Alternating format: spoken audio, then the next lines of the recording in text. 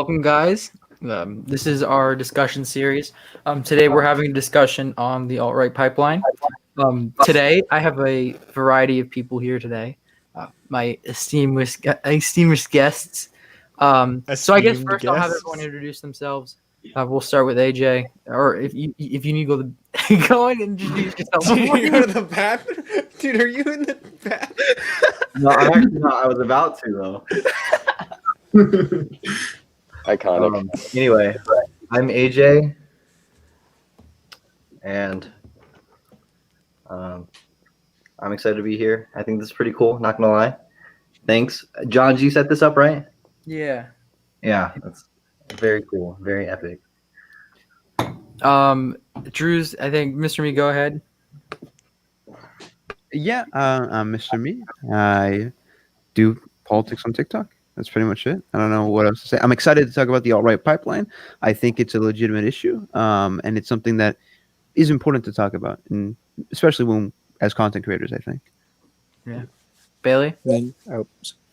Hi, my name is Bailey. I created an introductory master doc to identifying white supremacists on the internet. So that's why I'm here. Bernard, you there? Yeah. Hey, I'm Bernard. I also make political content on TikTok. Yeah, I'm excited to be here. Should be fun. Alex? What's up? I'm Alex. I'm on TikTok as a Serbian voluntarist. Big libertarian. And I have interesting takes on the alt-right pipeline and decided to discuss it. And Rhett? Hi, I'm Rhett. I'm an internet sexy man. I talk about politics sometimes when it's pertinent, but I'm here to talk about the alt-right pipeline because I've seen a lot of people go down it. So I can talk too. So we're gonna have a variety of people come on as we go on, and I appreciate everyone coming here. We've had a lot of discourse in the past few days about the alt-right pipeline. What if it exists? What it is. How people get stuck in, I guess, alt-right circles. And what do we do to prevent it? If people on the left or people on the right, because everyone here is against the alt-right. So what I want to start with, I guess, this whole idea of the alt-right pipeline, the concept of the alt-right pipeline. So I guess whoever wants to start on what they believe, what is the alt-right pipeline, or in AJ's case, if it exists. Well, for the alt-right pipeline, I will say this: there's different definitions for it. So I was talking with someone else on TikTok about it, and for example, we have different definitions because no one denies the fact that the alt-right pipeline, there is migration from people who believe in more moderate things, and then after a while go towards more radical things that are in the alt-right circles. No one denies that. That's been a phenomenon that's been happening. But I guess one thing we're talking about here is why it's happening, right? Or how to stop it. Is that AJ? Sure. That is AJ. Yeah, that's Yo, AJ, your mic is dying. Are you grinding your earbuds? You just muted yourself. Your No, mic- I'm sorry. Can you hear me? Yeah, you're good. Yeah, you're good. I'm sorry. I don't think That's all anyone good. agrees here that there has been significant migration from those who hold moderate beliefs, and then they progressively get more radicalized to alt-right circles. I think the big thing we're discussing here is why it's happening and what we can do to stop that, right? Yeah. Sure. Okay. Sure. I would, my specific take on this is that obviously the big pipeline that gets discussed is the Ben Shapiro alt-right pipeline in terms of, that's the one that they specifically talk about. I think that, I think that's a valid pipeline. But I think something that gets commonly overlooked, and I don't know if this necessarily plays into what AJ is going to talk about, but I think there's also multiple other pipelines that also get overlooked. For example, this is just one that I find, a little bit unexpected. Men's self-improvement pages on YouTube, for example, are also an alt-right pipeline that I've seen people go through. which is kind of ridiculous. Like a lot of these self-improvement man pages that will like talk about how to make yourself a better dude, they often, you know, perpetuate toxic masculinity, and then this can lead to those same exact things. So what I would more so describe is what would be a pipeline is it forms kind of a reactionary base, and then your views get progressively worse from there. You descend down what the pipeline actually is. And like I think this exists within multiple factions of the internet. Obviously the Ben Shapiro one's kind of what people see right now. Yeah, I think if we're gonna talk about pipelines in general, we should sort of have a rough definition of, and I think it's any like content that starts off as appearing as one thing that leads you into more like into a certain set of beliefs. For example, like anti SJW video. It's like entirely like women bad. I don't want women in video game. And then it becomes, you know, did you know about this conspiracy and how President Trump or former President Trump is actually Jesus Christ, the new Nazareth, and like it's the entire. I think just generalizing it as something that appears as one thing that leads you into something else. You know, like male self-improvement into alt-right. You know. Yeah, for sure. Yeah, go ahead. Gaming Oh yeah, content. I was just gonna say, yeah, like that's what I was about to bring up too. Like generally, the alt-right pipeline, is a little bit, as we've been mentioning, it's a culmination of other types of pipelines that we just kind of call the alt-right pipeline, right? And we see not even just only certain factors in regards to YouTube, but we also see this in gaming circles as well. I saw somebody in the live chat mention this. You see a lot of this type of same sort of rhetoric in gaming circles. This might also be why a lot of gamer accounts back in the day that got really, really big, for example, something along the lines of like PewDiePie, cultivated a fan base that was something very, very similar to not similar, but an alt-right fan base, especially with certain things he would put in his videos that were meant to be humorous, but like kind of subtweeted almost a kind of alt-right talking point. But yeah, so that would be my general take there. Yeah, the whole Georgian cross situation.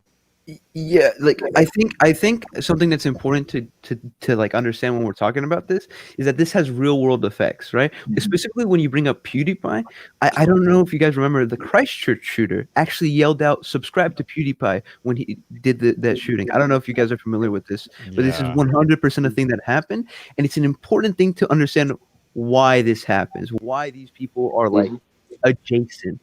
Right, I think that's the conversation is what's really important. Why are these people being into the ideas in this way? That's what I think of, at least when I think of the alt-right pipeline. You isolate these individuals. It's like in the real world. You look at somebody who's like has it tough, and you're trying to help them out, and you help them out, and then you eventually introduce them to ideas slowly but surely that are more and more dangerous. Right? That's how you get people in real life to do these kind of things, and it's how you do it online as well. I have a take on this. Like a lot of times people think it's like kind of absurd how like it goes from like male self-improvement to now you hate Jewish people. But a lot of times these like the introductory points to the alt, like to becoming a member of the alt-right all have some sort of appeal to white supremacy. And that might seem absurd to some people, but like okay, well, when we look at why people enjoy this content, for a lot of young white men who are the primary obviously they're the majority of people on the alt-right, a lot of them feel disenfranchised by like they think life is supposed to be a certain way, and then it ends up not being a certain way. Whether that means their mental health isn't the best, or they're poor, or their education's not going well, or they're unfit, they don't like the way they look, you know, they feel like they've fallen victim to inceldom or whatever. Because we live in a white supremacist society, I know people are gonna be like, oh, race reductionist or whatever. Like white men are generally accustomed to a certain life. And when that gets disrupted, it makes them vulnerable to these things. And so when these content creators appeal to that, and they make fun of things that white supremacy also is opposed to, it makes it a lot easier for these things to happen. For example, like the SJ, like roasting SJWs. A lot of times SJWs are the people that dye their hair crazy colors or grow their armpit hair out or are provocative.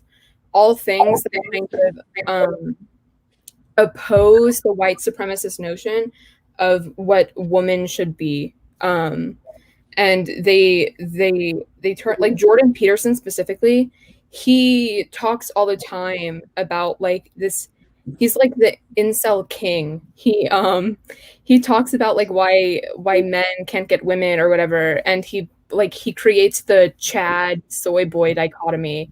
And like these people, they constantly they appeal to these people's vulnerabilities, and that's what makes them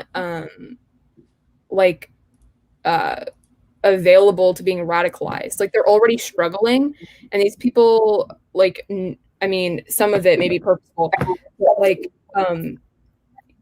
why can't I think? I'm so sorry. No, But, I can't. Oh, sorry. Yeah, Can I?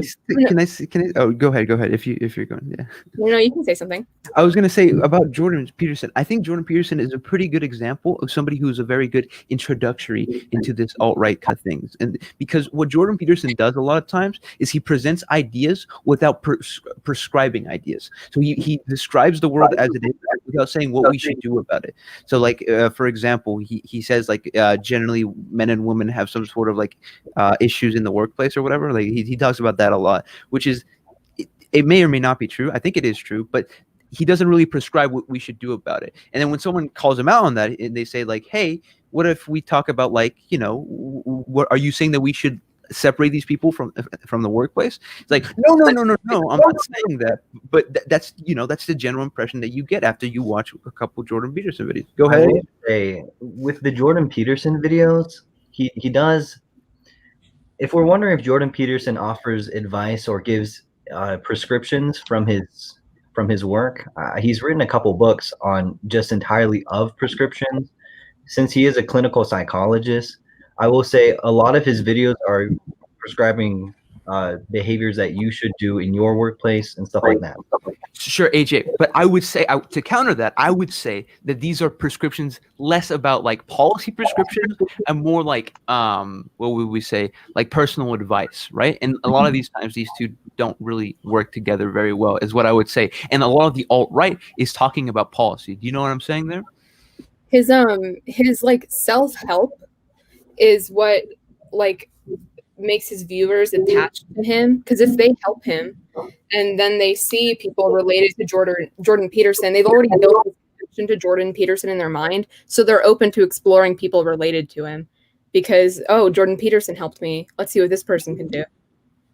I will say, I am this is my bias here. I'm a very big fan of Jordan Peterson.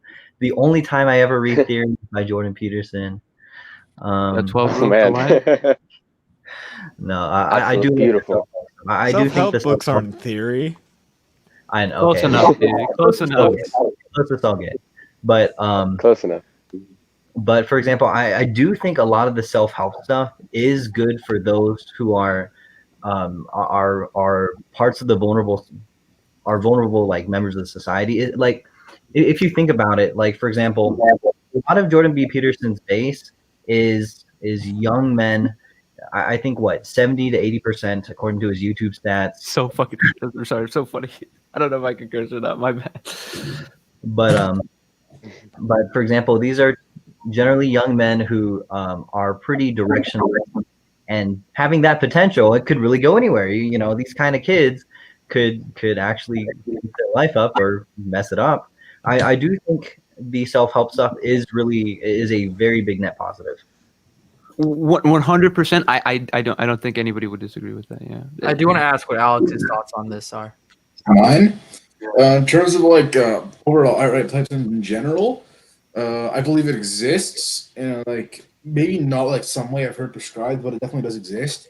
And I think it starts off with the little things, like as you said before, like the small like Ben Shapiro destroys feminists, SJWs, and then they'll be like, oh, this is cool. You just destroyed this like feminist. I'm gonna go research some stuff now. They go to like anti-immigration stuff and Trump's wall, and they'll go from there to like complete isolationism, and then keep going and going until they become like full-on nationalists, and they'll get roped into these circles. And that's like my general take on it. It's like it all stems from people not understanding any type of like one big thing is the lack of understanding of ethics in these like general people. Because I've seen that no one on the alt-right can ethically justify their views. Not a single one. They don't even ethics at all.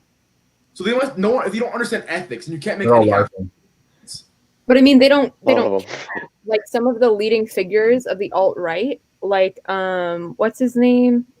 Like Matthew Heimbach. He does not care. He literally has a book called I Hate Freedom. Like the entire I agree, but like you can have these like people at the top saying certain things, but the point is we must emphasize like because when we discuss like actual policy prescriptions, there's always an ethical thing behind it. We say what's good and what's bad. We need to tell people this is what's good, this is what's bad, because they can't justify what is good. They must say what is good in order to make their prescriptions in the first place. Yeah. And one thing I would say yeah, absolutely. And like one thing that I think is a big thing from my general experience with interacting with alt-right people. So like this would be in times when like back in the day I would like troll alt-righters, or like not even just back in the day. I think like recently, a couple months ago, what's his name? The clown dude, the dude who with the Joker makeup, and he got popular for a little bit. Simp Crusader. Simp Crusader. Oh yeah, that's right. Yeah, exactly. He's a Nazi now. Yeah, that. So I went to his live chat or whatever, and then like I decided to like troll the chat for a little bit. And something that I found to be very, very consistent is I think what we were talking about earlier about like these individuals like feeling off about themselves is very, very true. Because something I found to be similar throughout all of them was like a very constant feeling of like feeling jealous of some form of just something, a jealousy of either a relationship, thing in society, something like that. Relationship for some reason was like the biggest one there. And I think that's why a lot of these people find an appeal to a like somebody who presents themselves as like a therapy type, or somebody, and this is the reason why the Ben Shapiro pipeline thing gets talked about the most. I don't necessarily think it's the like, of course, the only version, but like I think it gets talked about the most because it makes the individuals watching someone like Ben Shapiro feel very, very smart and special. Same thing with Jordan Peterson, right? Makes you feel very, very important in a sense and correct, giving you a feeling of like happiness in a sort of sense, causing you to then, sometimes depending on, what certain things the algorithm might send you. Actually, and so, I wanted to ask you, Buddha, sure, go for it. Because I think this kind of gets to the meat and potatoes of everything. What do we think is the actual logistics of the alt-right pipeline? How does this work? Sure. How do people go from watching certain videos? Because I think AJ might have a problem with what we might believe this to be the case, like with algorithms or something. Yeah, like that, right? Yeah. I remember seeing some of it's simple. Videos, yeah. It's simple. It's really like it's. I don't think it's even like a deniable claim that it's similar content, because if like, let's say Jordan Peterson, like an entire video about like self-help and like is like the solution to your problems is doing A, B, and C, and a guy watches that and is like, oh yes, I agree with this. People who also watch different, like how algorithms, especially on YouTube, work is like people who are subscribed to that person and other people, they look at charts and like trends of that. And so they will give you like, it's the same as like watching a Minecraft YouTuber. If you go and watch a Dream video, they're going to like give you a Technoblade up video or like a Rambo or like a Tommy Innit video, because there's like a community there. So what happens is like you get one video saying, here's a solution to your problem, like clean your bed, like why are we having these problems? It's because women. And like there's a whole video about like SJWs, how women are ruining everything. And so that leads to another thing where now it goes into something like, women to like the Jews to like globalism. I know that AJ is frowning but AJ, there is actual studies backing this point. So if you'd like to bring out any studies saying that algorithms are not the reason this is happening, you're welcome to. One thing right before AJ you go into it, because I know you're answering. I promise I'll let you talk. I promise. But one thing I wanted to actually bring up here is I don't know if you've read this study. It was something along the lines of like if I think it was the one auditing radicalization pathways on YouTube. I believe you brought that one up, right? In that study, and you can respond to both of our points. I don't want to gish gallop you, but in that study, how it defines the alt-light includes people like Stephen Molyneux, for example, right? And I would argue an individual like Stephen Molyneux is like very much has alt-right beliefs. He's just like, it seems very, very. Isn't he a white supremacist? That's not alt-light. He would be. So in this sort of sense, based on this definition, I'm curious what you would say to say that like, and in the study that they conducted, they said that for the alt-right things, that it was the algorithm that specifically tailored these sort of beliefs. But it was in reference to the alt-right things, I don't think it was necessarily only the algorithm. So I'm wondering what you would say in response to that. So yeah, sure. The auditing radicalization, specifically on YouTube, that study that analyzed that by Ribeiro, I will say the conclusion is that it does find significant radicalization on YouTube. How it defines some of these people, yeah, I had a problem with that. I'm pretty sure the YouTube,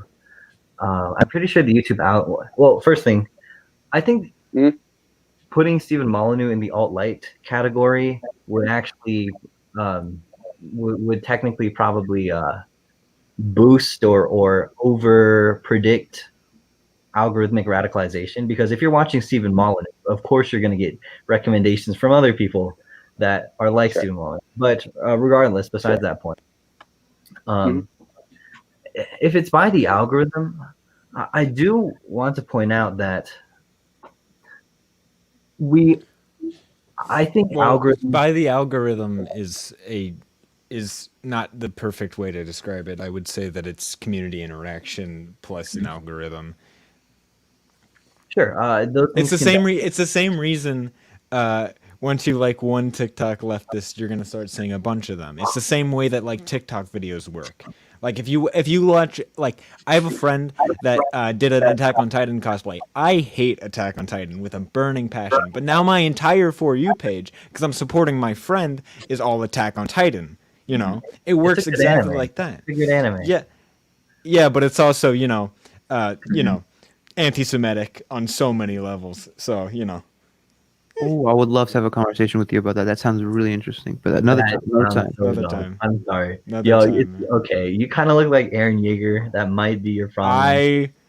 I don't even go there. I see more Levi, to be completely honest. But I think the best way to instill discipline is pain, and you're in need of a lesson. Anyways, going off of that. Right. Yeah. Back to one thing. Yeah, so AJ, something I would say actually about that Stephen Molyneux point is, would you be fine with saying somebody like Steven Crowder would be fine with defining as alt-light, or would you say that would be incorrect? These definitions, it's hard to really define them, right? Because like it is on it's spectrum, right? So yeah, exactly. So because the reason I bring that up is like I think. Actually, wait. I don't want to interrupt you. Finish your thought there. Because, for example, with the algorithm, you tend to watch videos that are you like, and a lot of, for example, I think 80% of YouTube videos watched are because of the algorithm. And so this could bring up a valid point. It's like, can we directly, can we attribute this to the algorithm? Well, maybe it's like it's possible, but I don't think it's. I think these radicalization pipelines are not exactly happening because the algorithm is giving you more and more radical stuff, because technically you could be considering it's a giant field. It's not just one big hole. You could be radicalized, or you could get pushed in a variety of directions. There's people who've watched like Ben Shapiro, and then like there's some serious good critiques, and there's communities. I mean, can you name like anyone in the political TikTok community who like actually likes Ben Shapiro? like who thinks he's like an intellectual. Sure, yeah, no, that's Lance yeah, no, for videos. sure. Like I would definitely I don't know who that is, but Are they a minority? Lance video? You don't know who Lance is? Wait. Oh, my bad. I didn't hear you. I didn't hear you. My bad. I heard something else. Yeah, no, of course I know who Lance is. But yeah, like, I don't think there's anyone that like we take actually seriously who likes Ben Shapiro. I would agree. Yeah. Even in our the group that like the people you see on your For You page, like most people in the political TikTok community don't really take Ben Shapiro seriously. And so you might see some valid critiques on that, and that could push you more of a certain direction. That could AJ, I have a problem with that actually. I think this is more due to the fact of like recent trends in our society, more than it has to do with anything of the whether or not the alt-right pipeline is successful or not. If that makes sense, you know what I'm saying there? Well, the big point I'm bringing up here is that if we're talking about the alt-right pipeline, we have to distinguish this from anything before, because was there an alt-right pipeline before the rise of the alt-right? So, for example, there were still alt-right ideas, whatever we called it. But, for example, the United States at large has become more socially accepting, more socially progressive in many areas, right? So, what is considered alt-right socially was pretty much mainstream, or at least in the mainstream, probably in the in like a few decades ago, right? So, a question. That's because the alt-right is reactionary inherently. I was saying the alt-right specifically. Yeah.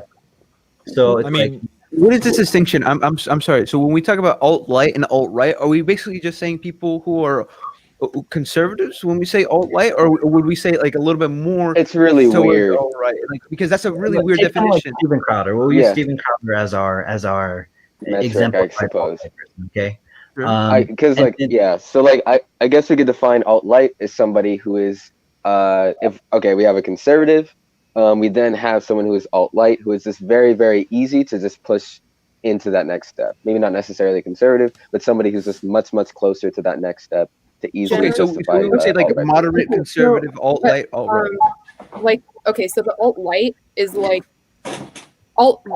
it's people who hold a lot of the same values as the alt-right, except publicly denounce white supremacy. Oh, I can get behind it. I'm not a Nazi, right? So do you think Steven Crowder is like anti-Semitic, like just like really? I think a little bit, yo. I not anti-Semitic, to the extent of the your typical alt-right person. To the extent of the typical alt-right. To the same extent, I would absolutely say that Steven Crowder is part of the alt-right. Personally, yes. Publicly, no. I think yeah. Based off of his podcast, he's not saying the same thing the members of the alt-right are. Oh yeah. But I don't like this definition, or not yours, Bailey. I like yours a lot, actually. AG, if we take this definition, then like someone like Nick Fuentes, right, who doesn't portray himself to be like a Nazi, right? Would we also consider him not to be a part of the alt-right? Or do you know what I'm saying here? Do you see the problem here? Because we can make some assertions without being 100% correct about somebody's intentions. Do you know what I'm saying? The biggest distinction, I think, is definitely whether or not the alt-right thinks you're a cuck to multiculturalism. If you hold enough alt-right values that you are considered alternative to the right, except you aren't open about thinking white people are superior, you're alt-right.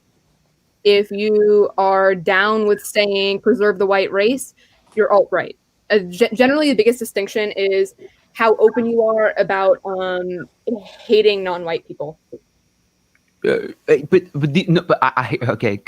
real quick with you, Bailey. Then, but we would say that most of these like very successful alt-right people are almost never like talking about how they hate white people or they hate non-white people. Maybe right? maybe not explicitly, but they dog whistle like foghorn, like no tomorrow. Sure. So someone like Nick Fuentes is probably a good example of that, right? Or like exactly. I don't think Richard Spencer. I've never heard Nick Fuentes outright say we should kill the Jews. However, what he does, the words that do come out of his mouth are very reminiscent of alluding to the Great Replacement and we need to fight it. So I think on the alt-right, it's not as prevalent. Yeah. Did you want to say something? I don't want to keep going. Sorry, AJ. What I was saying previously is, Red, I think you called Steven Crowder part of the alt-right. Absolutely. And so, for example, if you take someone like Steven Crowder, his general beliefs were probably mainstream, if not your basic Republican in like the 80s, for example. And so the question is not why are these people going to the alt-right, is because if these were the mainstream like a couple decades ago, we could probably expect pre-existing demand, and this is just reinforced. Well, it's because it's reactionary. Well, if this was the status quo like a couple decades ago, then yeah. So if there's more socially progressive policies and more socially progressive ideas being brought into the mainstream, you know, like queer culture, I guess someone in the chat just said alt-right has nothing to do with race. I hope that's. I really hope that's a joke. Yeah, I mean, if you think the alt-right doesn't have anything to do with race, I implore you to go watch someone like Eric Stryker Richard Spencer. Richard Spencer. Who's another one? What's his name? He's bald. He barely sips his scotch. What's his name? Stephen Molyneux? No. Wait, is Stephen Molyneux bald? Yes. He is, but I'm talking about a different guy. I'm talking about this one guy who like Steven Crowder and Richard Spencer. Styx Hexenhammer is a good one. Then maybe someone would go like, "Oh, Steven Crowder, Richard Spencer." Like, but I think the reason you could probably make that that like point there is because like if you go, for example, if you look up Steven Crowder and Stephen Molyneux, it's just a ton of videos of like Stephen Molyneux kind of getting hyped up by Steven Crowder, right? And in this sort of sense, because we know that Stefan Molyneux is literally you know, an alt-righter.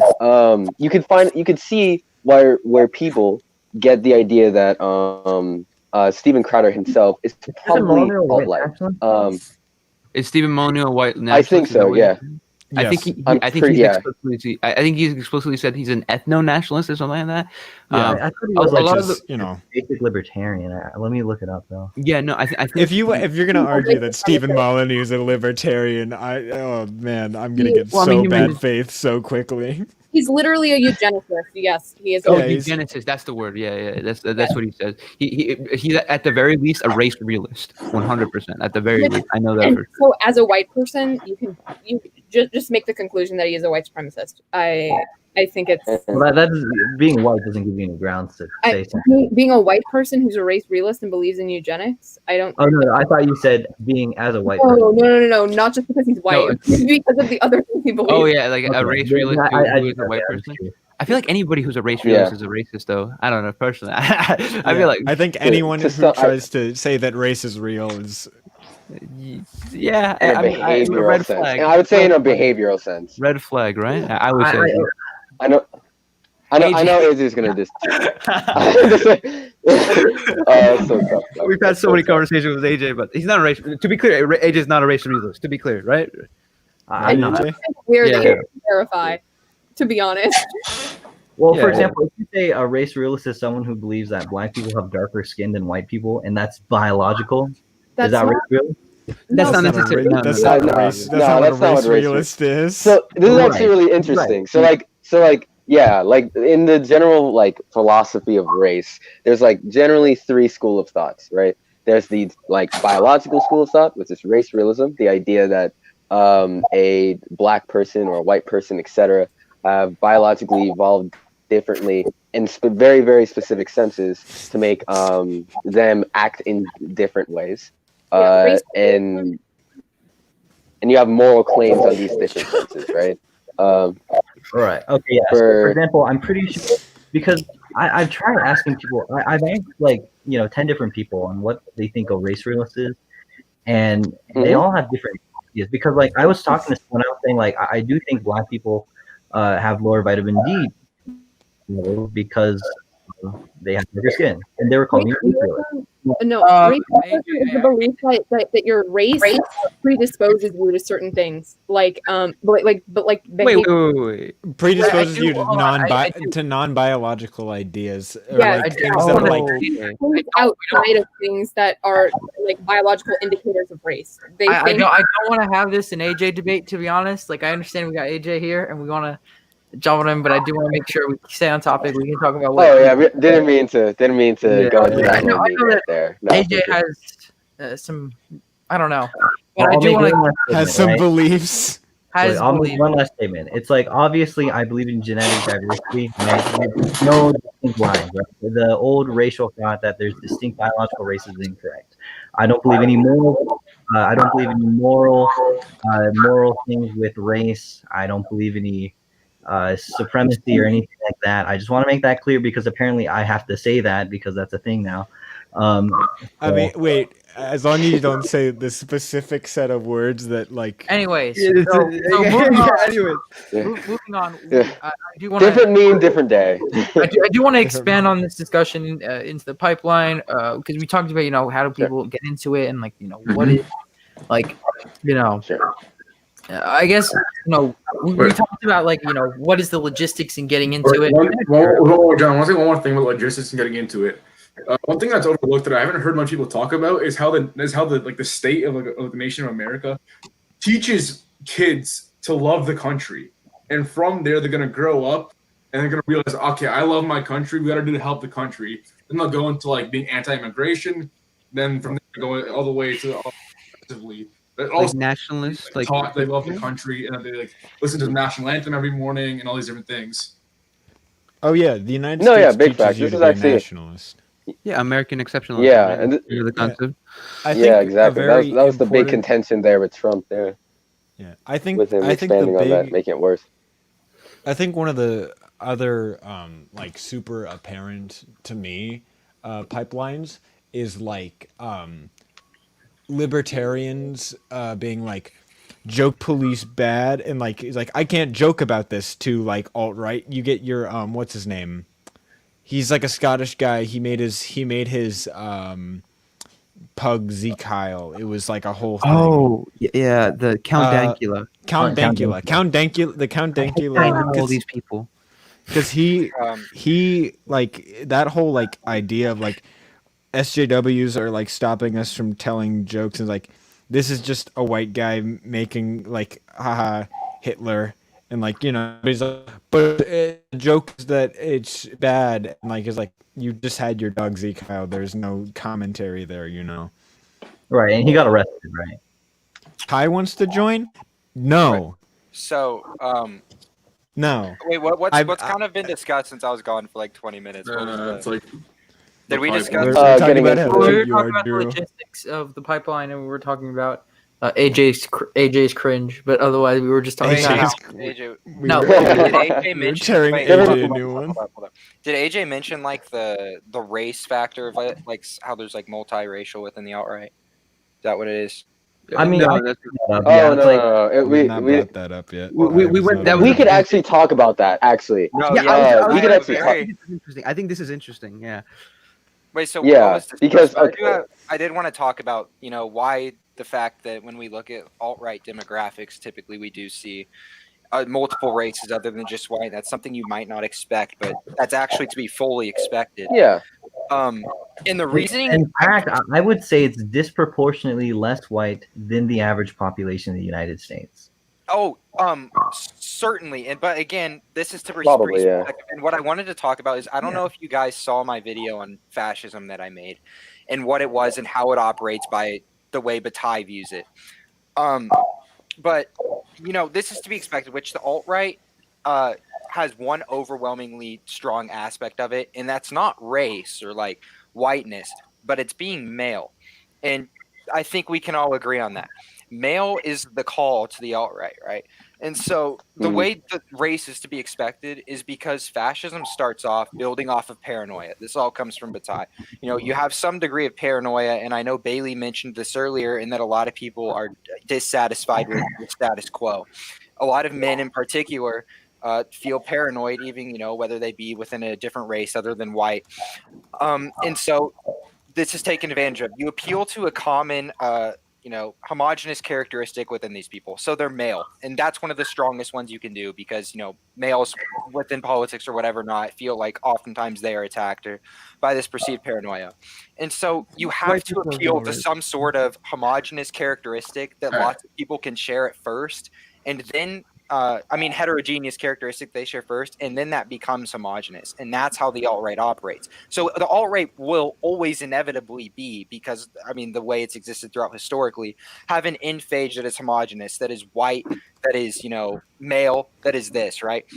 It's just more of it's just the way fascism tends to operate. Again, this is like from the Bataille period, that it does draw in multiple demographics, and then it continues to purify itself in order to maintain itself, because it has to constantly operate off of paranoia.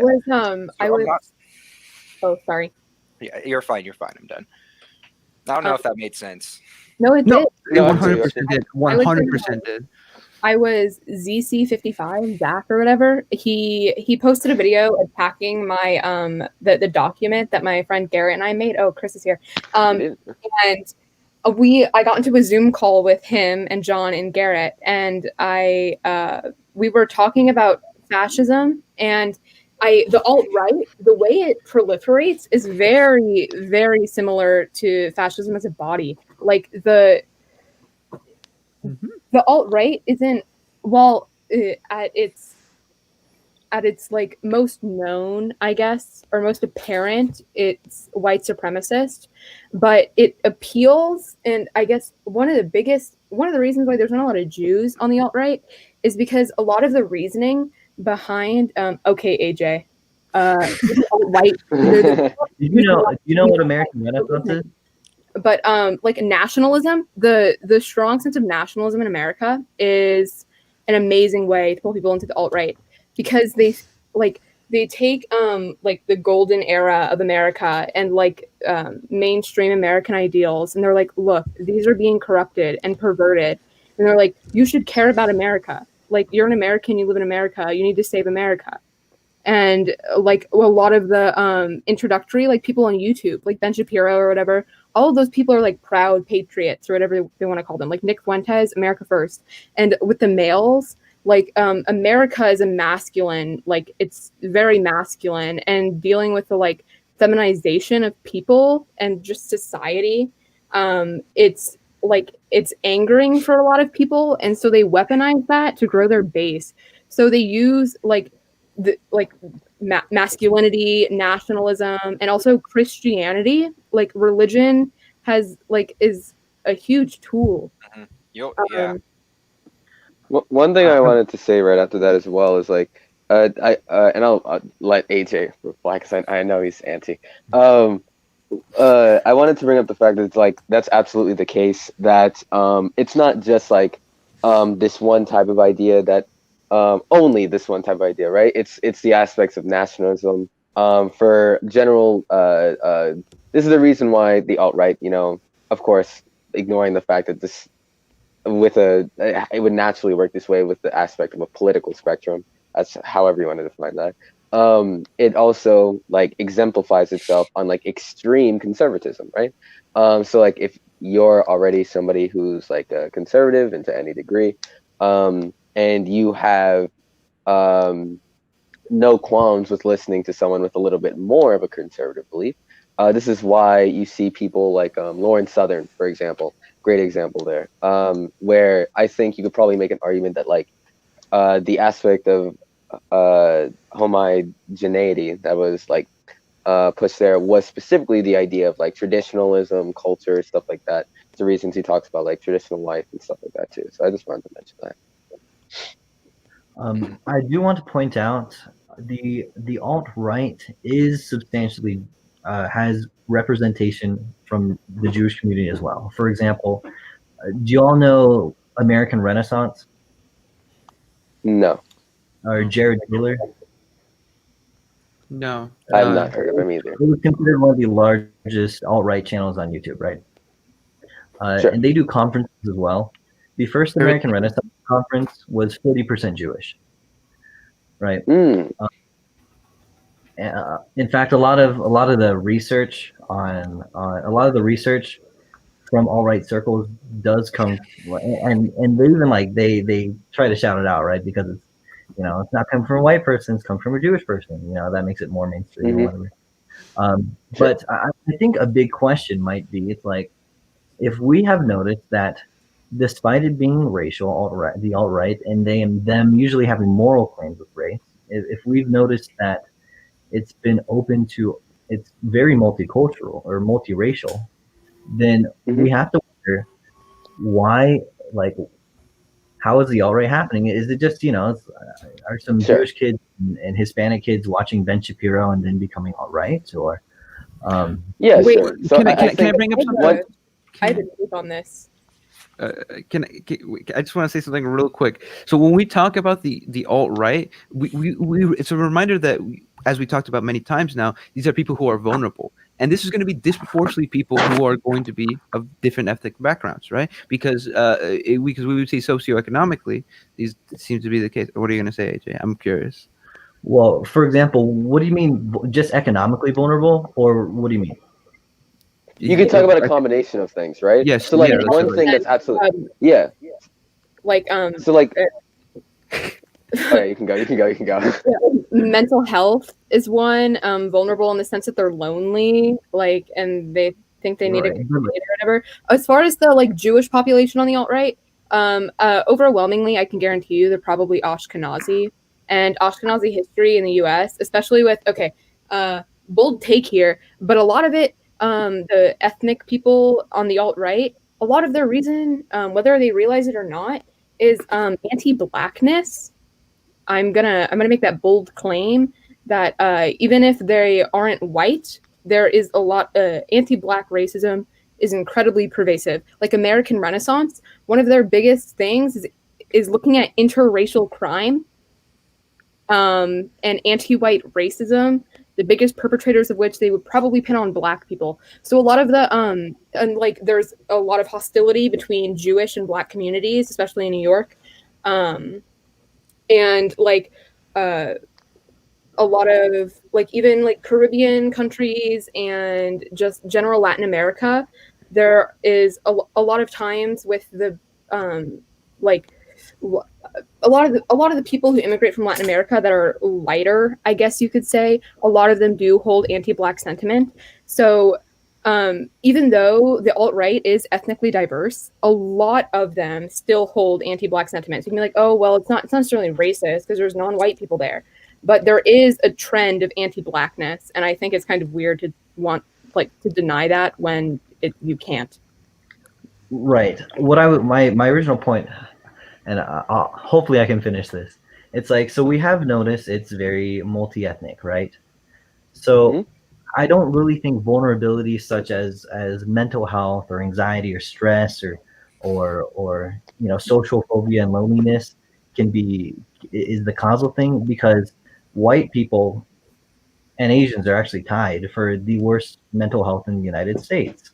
So I don't. It could definitely contribute. The big thing I'm saying is I think there is pre-existing demand, and there's a study I can bring up that shows this. I'm pretty. When we say pre-existing, what do you mean by that? For example, if you look at communities that tend to be more homophobic, right? They would be more accepting to homophobic content. They wouldn't have to go down a radicalization pipeline in order to be homophobic, because their friend group. You don't. We would say the alt-right pipeline implies that these ideas just come out of thin air. They don't come out of thin air. I'm not saying they come out of thin air. I'm saying an individual who is becoming more radicalized, or is it because or going through these different communities that are more radical? Is it because they themselves hold beliefs like this or have done independent things where they've become more radical? Or is it from the YouTube videos themselves or the communities on TikTok that are pushing these? It's definitely a combination. I mean, that huge New York Times article. What was the guy? Caleb Kane, I think. He was radicalized. He fell into the alt-right and then he came out of it. His Caleb Kane is the name of the person who's the subject of it. Oh, I love that. He talked about how he was emotionally vulnerable, and a lot of people like that come out of the alt-right, they talk about how they were in a dark place mentally when they were like preyed on, you know. So I think I always like to assume or like give people the benefit of the doubt, but I think ultimately these people, there is some sort of bigotry that they're sympathetic to because it justifies their feelings or their pain, you know. But I think it's like the radicalization, falling into the alt-right, it's not just like one thing. It's same thing with like psychology, neurological issues, you know. It's not just because of chemical imbalance in your brain. There's also societal factors. So it's the same thing with falling into the alt-right. Like it's not just an algorithm. There are like I can watch when like I went through the whole like Ben Shapiro, Milo Yiannopoulos like Reddit phase thing, but there was still a point where I was like, this is this is disgusting. But I think for some people, they never have to do, like I'm a Jewish person. I'm a queer Jewish person. Like there are some things where even then, I mean, I wasn't aware of my identity or anything besides being Jewish. Where I was like, oh, okay, haha, funny. But then I got to a point where they were making like, you know, they were calling for the death of Jews or whatever, and I was like, okay, too far. But I think for some people, because they're like, Disconnected. yeah, they're disconnected, or their existence isn't threatened, or they see the existence of other people be threatened, or the marginalization of other groups be threatened, and they already feel animosity towards those people because like anti-blackness is so pervasive. I think that's a big thing. Like you don't have to be I don't want to get into critical race theory, but like even like you don't have to be white to be anti-black. Like, and I think because a lot of the alt-right is anti-black. Like I mean I don't know, it's deep, but like a lot of them, like the whole like great replacement thing is, especially with like all of the people coming from East Africa or whatever, like or like the crime rates, that's a huge thing. Or you know, they're just justification for my feelings about like why I feel bad about myself. They're like black people, like, or I mean they don't outright say that, but they're like, oh, look at these crime rates, must be something. They make people feel superior for being not black because they're like, oh, statistics about black people. AJ, why are you smiling? I know you're probably reading the private chat, but it just looks really suspect. No, they're talking in chat. Yeah, they're talking in chat. Okay, but I want to. One thing. Yeah, go ahead. One thing I also want to mention is something that I think proliferates the alt-right, and something that is very, very good at bringing people to the alt-right is something that hasn't really been mentioned too much, but conspiracy theories specifically. Conspiracy theories are used a lot of the time that generally bring individuals to the alt-right. Because you'll see individuals critical of whatever specific type of system, right? But then they'll start blaming that system on a specific actor, right? On a specific group, on whatever that might be. This is the reason why if you see a lot of like you can actually find a lot of similarities between like maybe somebody who is a black individual who enjoys content from like Louis Farrakhan or something, like going down that line, right? Because you're going to see a lot of anti-Semitism and homophobia from that as well, right? You see a lot of these general types of conspiracy theories used to justify a lot of alt-right beliefs, because then at that point, right, you're just saying like, oh, okay, well, if it's this group of people, well, then we just have to make less of these group of people either exist of where I'm at or exist in general, right? So that's I think that's one very, very important thing to consider here as well. Yeah, especially like conspiracy theories. One, what I didn't realize growing up is that like the vast majority of conspiracy theories come from anti-Semitic grounds. Like any kind of new world order bullshit that you hear on the internet is always and has always been perpetuated by anti-Semites. You know, if you ever hear people talking about like globalist conspiracy, that is always intrinsically the deep state. Yeah, the deep state. All that shit is anti-Semitic. And expanding, I think another thing, I don't know if we've talked about this yet, is just kind of like the meme pages in general too, like, which I kind of want to, we can keep talking about this too, but John also told me he wanted to get into talking about how we can get people out of it. So we can go into that in a little bit more too. But like something I did want to say is like jokes. Yeah, I was going to Jokes talk in about general, that. like edgy meme culture, which like someone on political TikTok always talks. It's Chris runs this. Chris runs this always talks about how like edgy humor itself is not inherently bad, as in like he uses Dave Chappelle as an example. It's where Dave Chappelle can be pretty funny, but something else like it's being used to the point where like all these edgy meme pages to where they make a joke about this or that. It always has an underlying meaning to that, and people often relate their jokes back to reality, whether that's an actual reality or not. Once people start joking about it, they're super softened to approaching it in a real way, and that kind of scares me a lot. Yeah, like a lot of times what happens is that at first people think it's a joke, and then they realize that they're not joking when they say like Jewish, like or whatever. Like when we make jokes that are like inherently edgy, the joke is that it's so ridiculous that no one believes it. But the thing is, they do believe it. That's why they're making the joke. It's like that's the problem. You at some point either you realize, oh, they're being serious, or you're like, oh, they're being serious, and I agree. You know what I'm saying here? That's the two options you have.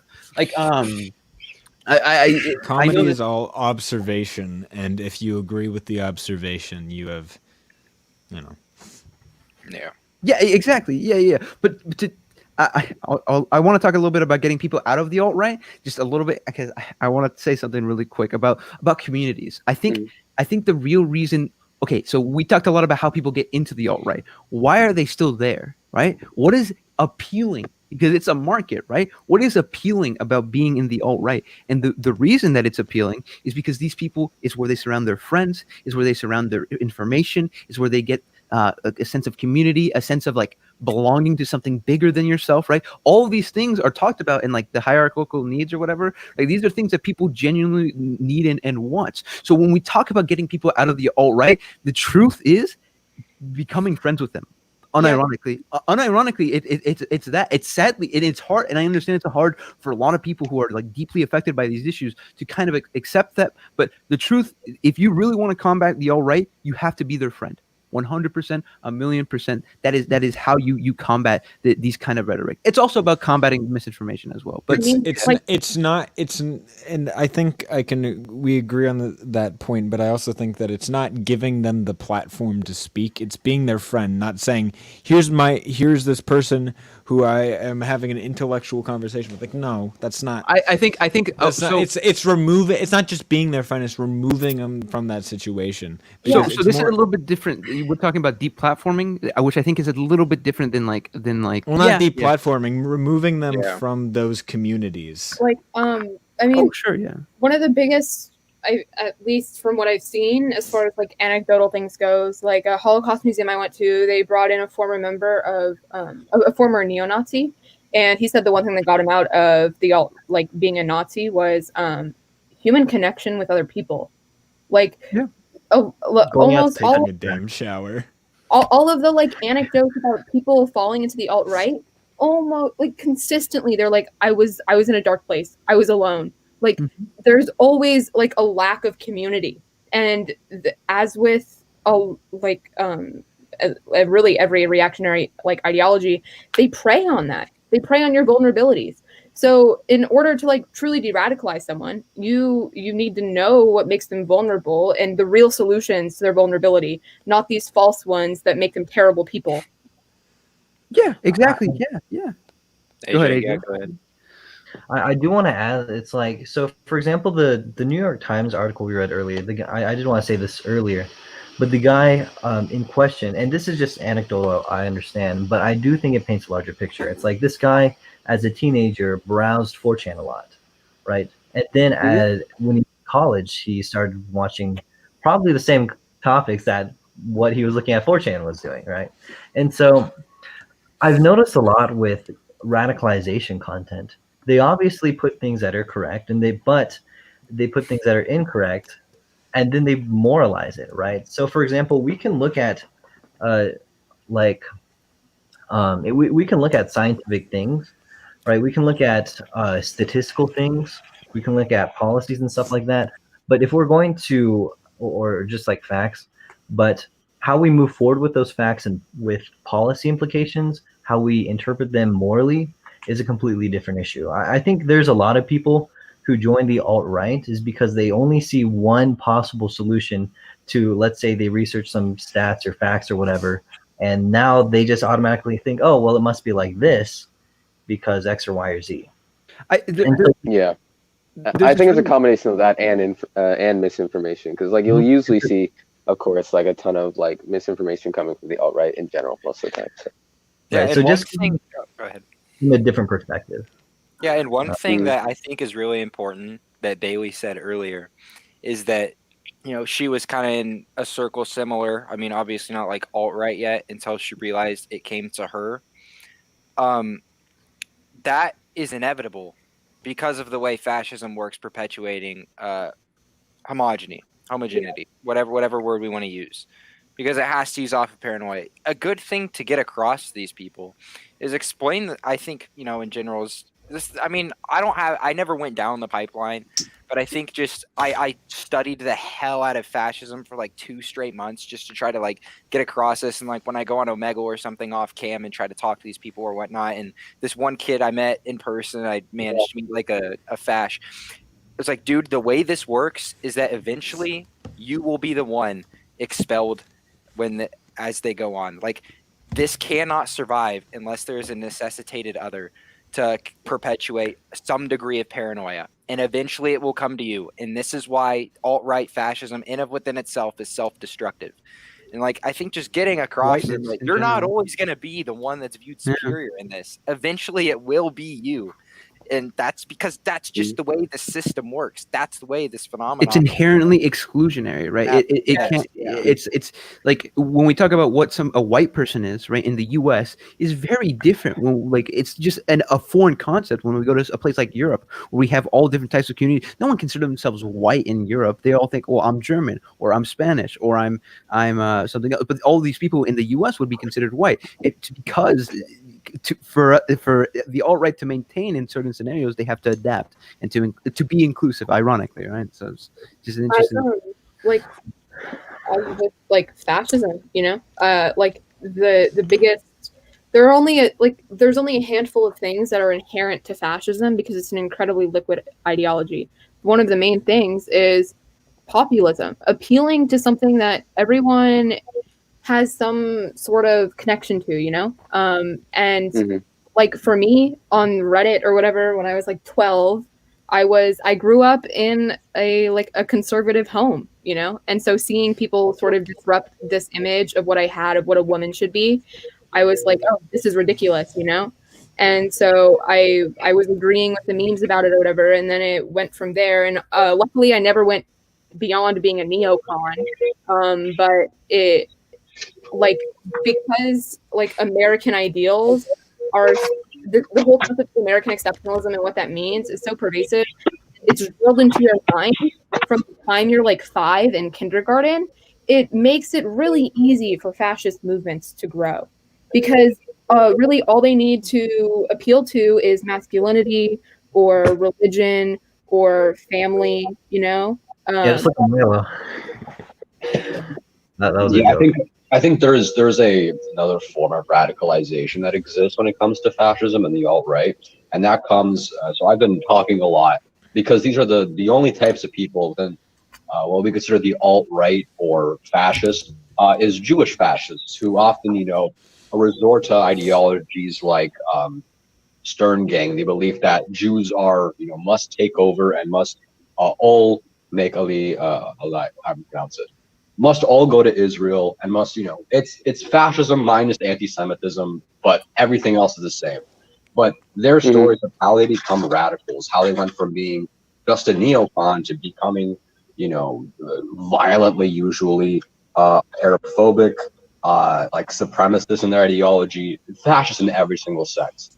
It comes out of their own demonization. So that's why, as much as I don't really care about the cracker jokes, when it comes to being unironic and in genuine conversations with people, the demonization of their identity is the easiest thing that a fascist can use to prey upon when it comes to radicalizing another.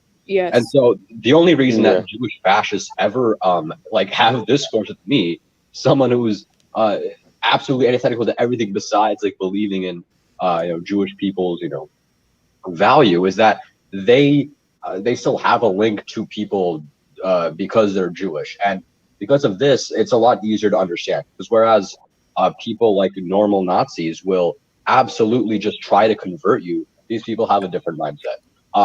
Then the biggest issue is that when it comes to how we de-radicalize, how we engage with these people, it has to be coming from a genuine place and not from the let me troll an Omegle and call someone a cracker appeal. Because as easy as that is, as fun as it is to do so, yeah, it doesn't actually solve any problems. Yeah, And that's why cracker crime war.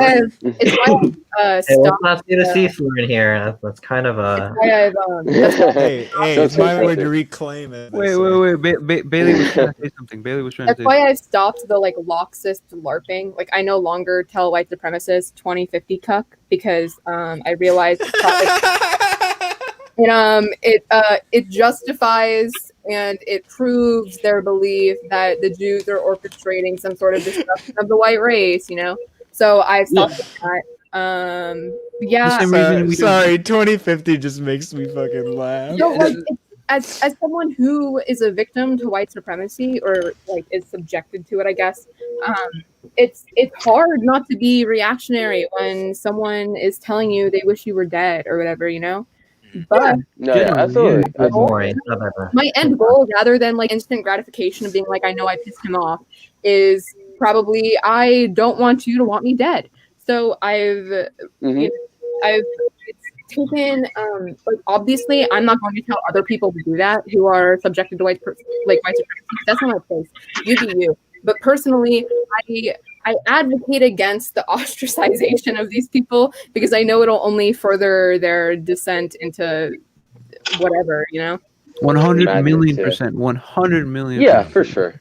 Yeah, I think a very important thing. So these there's a few that I know on TikTok. But what these people, these Jewish fascists, they unironically hold the exact same values as these people. But what they do is they just infiltrate alt-right spaces, spewing 99% the same thing, but they de-radicalize them by their Jewish ethno-nationalism goes hand in hand with their white nationalism. And all of these things, they, as much as furthering the reaction, further justifying their beliefs, believing that you must first make someone go from the alt-right directly to being a leftist and not just de-radicalize, bring them back to normal politics, and then show them a path of politics that actually fits with what you believe is right, is a lot more effective. There's a book. I think it's called White Nationalism and Jewish Nationalism. Maybe it's an article, but it's literally. Can I read a quote from it? Yeah, go ahead. Since we are fighting for nothing less than the biological survival of our race, and since the vast bulk of Jews oppose us, we need to err on the side of caution and have no association with Jews whatsoever. Any genuine Jewish well-wishers will understand since they know what their people are like better than we ever can. Saving our race is something that we will have to do ourselves alone. And then it goes on to say, I oppose the Jewish diaspora in the U.S. and other white societies. I would like to see the white people of the world break the power of the Jewish diaspora and send the Jews to Israel, where they will have to learn how to be a normal nation. So the reason why what Venya said is entirely true. White nationalists, although they hate Jews, they support Jewish nationalism and Jewish fascism because it means no more Jews in my country. Exactly. And the difficult thing about a lot of leftists accepting, I would rather, if I'm talking to a Nazi, I'm not going to say death to America, the white race should die. I'm going to say, well, even if your views are correct, why do where does this justification for anti-Semitism come from? You're not going to just cleanse the world of Jews. We've survived for 2,000 years. We're going to survive you once again. And these things allow for, at any speed, a less toxic politics, at the very worst, less toxic politics.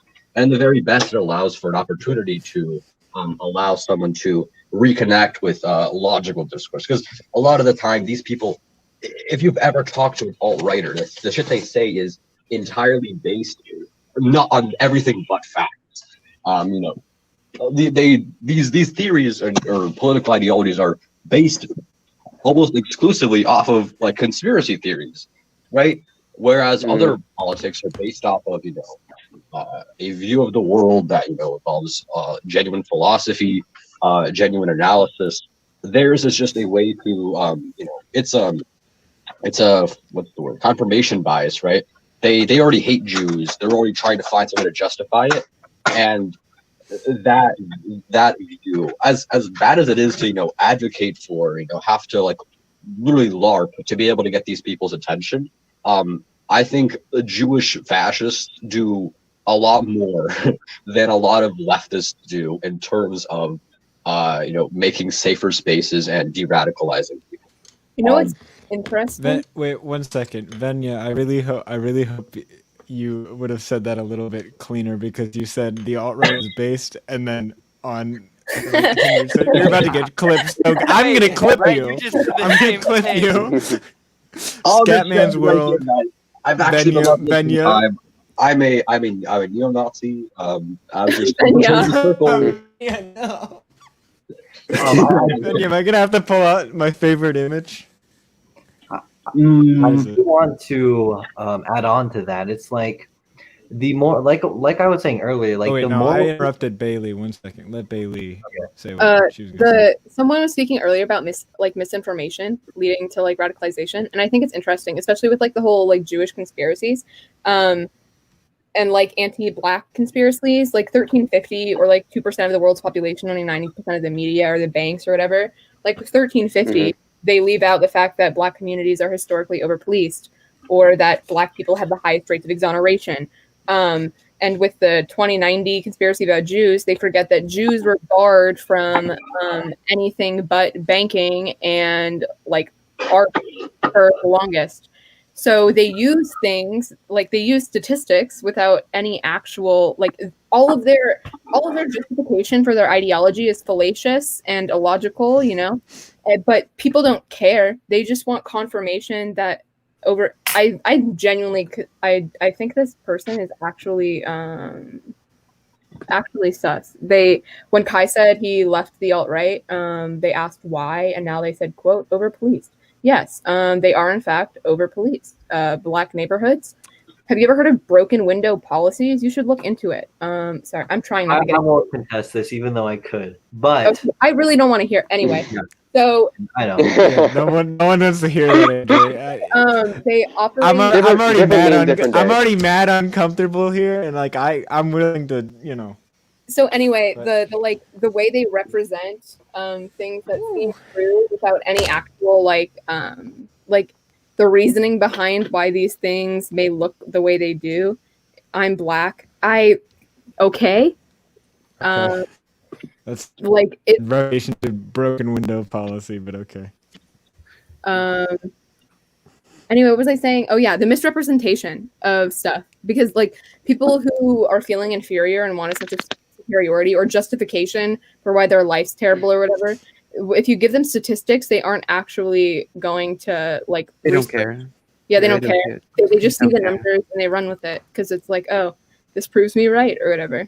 Confirmation bias, right? It's this idea that like my ideas are right, and the numbers. I only accept the numbers that make my ideas look good, and I completely discard any numbers that make me look bad, right? The only way to also 1350 disregards social like causes to crime. Yeah, of course. It's just anti-intellectual. I don't think, but the thing is, they don't care. Or they might say they care, but the truth is they don't care. The reason these people are in the positions that they are right now is because of the community. 100 million%. It's an emotional attachment that they have to whatever ideology that they hold. It's not actually like, it's not an intellectual viewpoint, right? That's what I was talking about earlier. That you just have to befriend them, and they will just change their opinion unironically. Like if you give them a community where they feel safe, they'll genuinely just change their opinion, because that's the type of people we're talking about. Well, I feel like it can be broken down to like two types. It's obviously more spectrum based, but this is how I think about it. There's people who have like these gut reactions to things that are different, like these gut reactions, and like they co-opt statistics to try to justify like racial hatred or stuff like that, and that's not a good thing, obviously. And so, for example, a lot of people like this will definitely, as Mr. Me said, like as long as you're like, like go outside, touch some grass here. They tend to like go, oh, okay, maybe that's not that bad.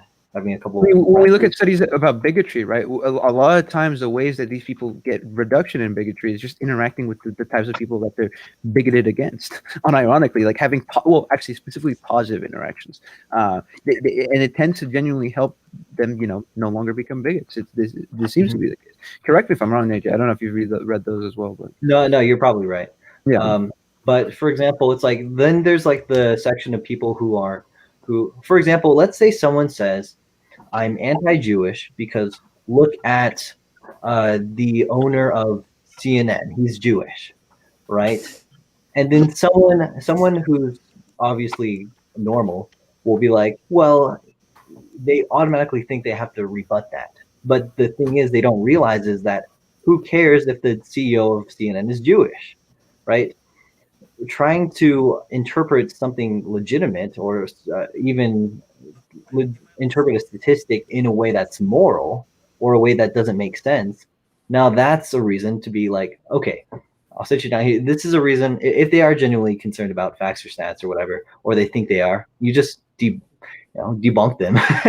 Right? Logically, right? Well, yeah. So then why, like, okay, even if okay, right, there's a bunch of Jewish people who are in a field, right? There's a bunch of Asian people in software engineering, and I don't hear much about the Asians conspiracy theory, right?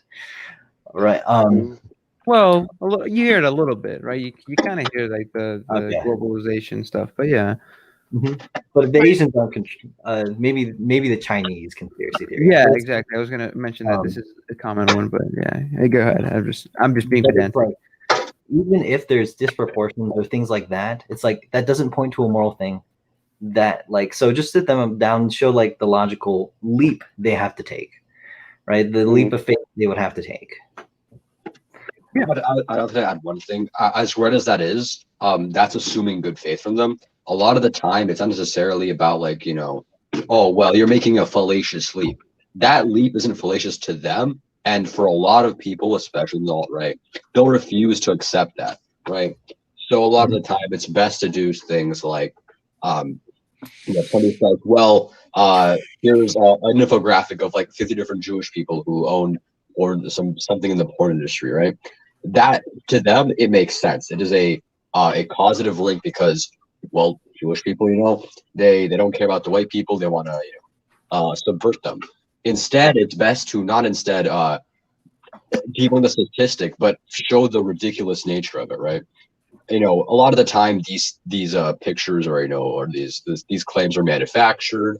And as much as you said not disputing the fact that person who owns CNN is Jewish, but instead showing, well, if this is really the case, would white people also be against white people? Would every single other group be against white people here and there? It's not Jewish overrepresentation isn't consistent.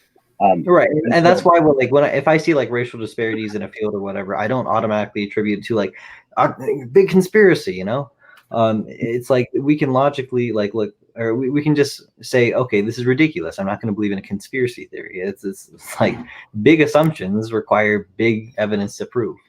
Yeah, 100%. What's the Occam's razor or something? Right. The whole appeal of there's like a very common thing when it comes to like the way the alt-right really converts people by asking these seemingly smart questions, right? They'll be like, well, why didn't they use sarin gas in the chambers? It was more effective. It would have required less less this and that. But in reality, they're not making they're not putting the burden of proof on you. They're instead putting their own burden. And a lot of the times this needs a lot of understanding of if they did fake the Holocaust, how did they manage to make every single person besides the ones you found claim it was real, right? So a lot of the things, you have to approach this. You can't just you let your emotions control you. Like, no, shut up, you're being ridiculous. This doesn't prove anything. Right? You have to. Yeah. It has to be. You have to have good faith. You have to genuinely have good faith in discussion with these people because to them, a remote emotional reaction to a claim only further proves the ridiculous nature of it. Because if they give you a genuine question that to them seems real and a debunk to such a thing as the Holocaust, for them it is ultimate proof. You have a confirmation bias. You think it's true and you will reject anything that disproves its existence. And so when something is presented to you that may strike a threat to the idea that the Holocaust happened, things like that, things of that nature, you are generally inclined to ultimately reject it and proving their position, right? And so we have to, if we're ever going to engage with people that are part of the alt-right, I think things like, making them into satire, ridiculing them, and making it an all versus them type thing is exactly what we should do. And things like Omegle trolling, we should definitely see a problem with that, especially from people who aren't directly affected by this trauma. If you're unless you're a group that's actually oppressed, I mean, you're just coming from a lack of knowledge. But from people who are at all not put at danger from this, it's just blind ignorance and harming people in the process. Yeah. I have a question here. Wouldn't we say that some of the satirical ridicule of these people would be effective against people who are not already in the pipeline from going down this road? I personally feel like this targets the type of person, right? When we make fun of these people, that would be inclined to go down the pipeline, like the type of person who appreciates what is it, strength or whatever the meme things are about, fascism or whatever. These are the kind of things that Omegle debates are perfect at doing. These dunks, this is what these people respect unironically. I would personally view that, but maybe not necessarily people who are already down the pipeline. Is what I was trying to say. You get what I'm saying? There is also responsibility on those who, for example, it's I have a pretty split audience. I've actually looked into my followers. I have a pretty split audience, left and right. But for example, it's I don't want people to believe in things that I think are genuinely harmful. And so, for example, as someone as seen as more moderate, even though some people don't believe me, it's I do have a place in saying okay, guys, racism is bad, sexism is bad, but on the alternative side, it's any radicalization pipeline to the right or to the left or authoritarian or to become an anarchist, it's there's a responsibility of those already anywhere in the political spectrum to go hey, there are certain ideas that are just really just morally unacceptable. Hating someone for intrinsic characteristics, Sure. like that. I would agree with you, but we have to also make sure that we don't approach it in a how do I explain this? In a very surface level, intuitive aspect. If I'm going to talk to somebody who's on the alt-right, and let's say I get a bad luck of the draw, and it's somebody who's I don't know, somebody who's a Hoppian or something like that, right? Or somebody who's I don't know, just a crazy Nazi type.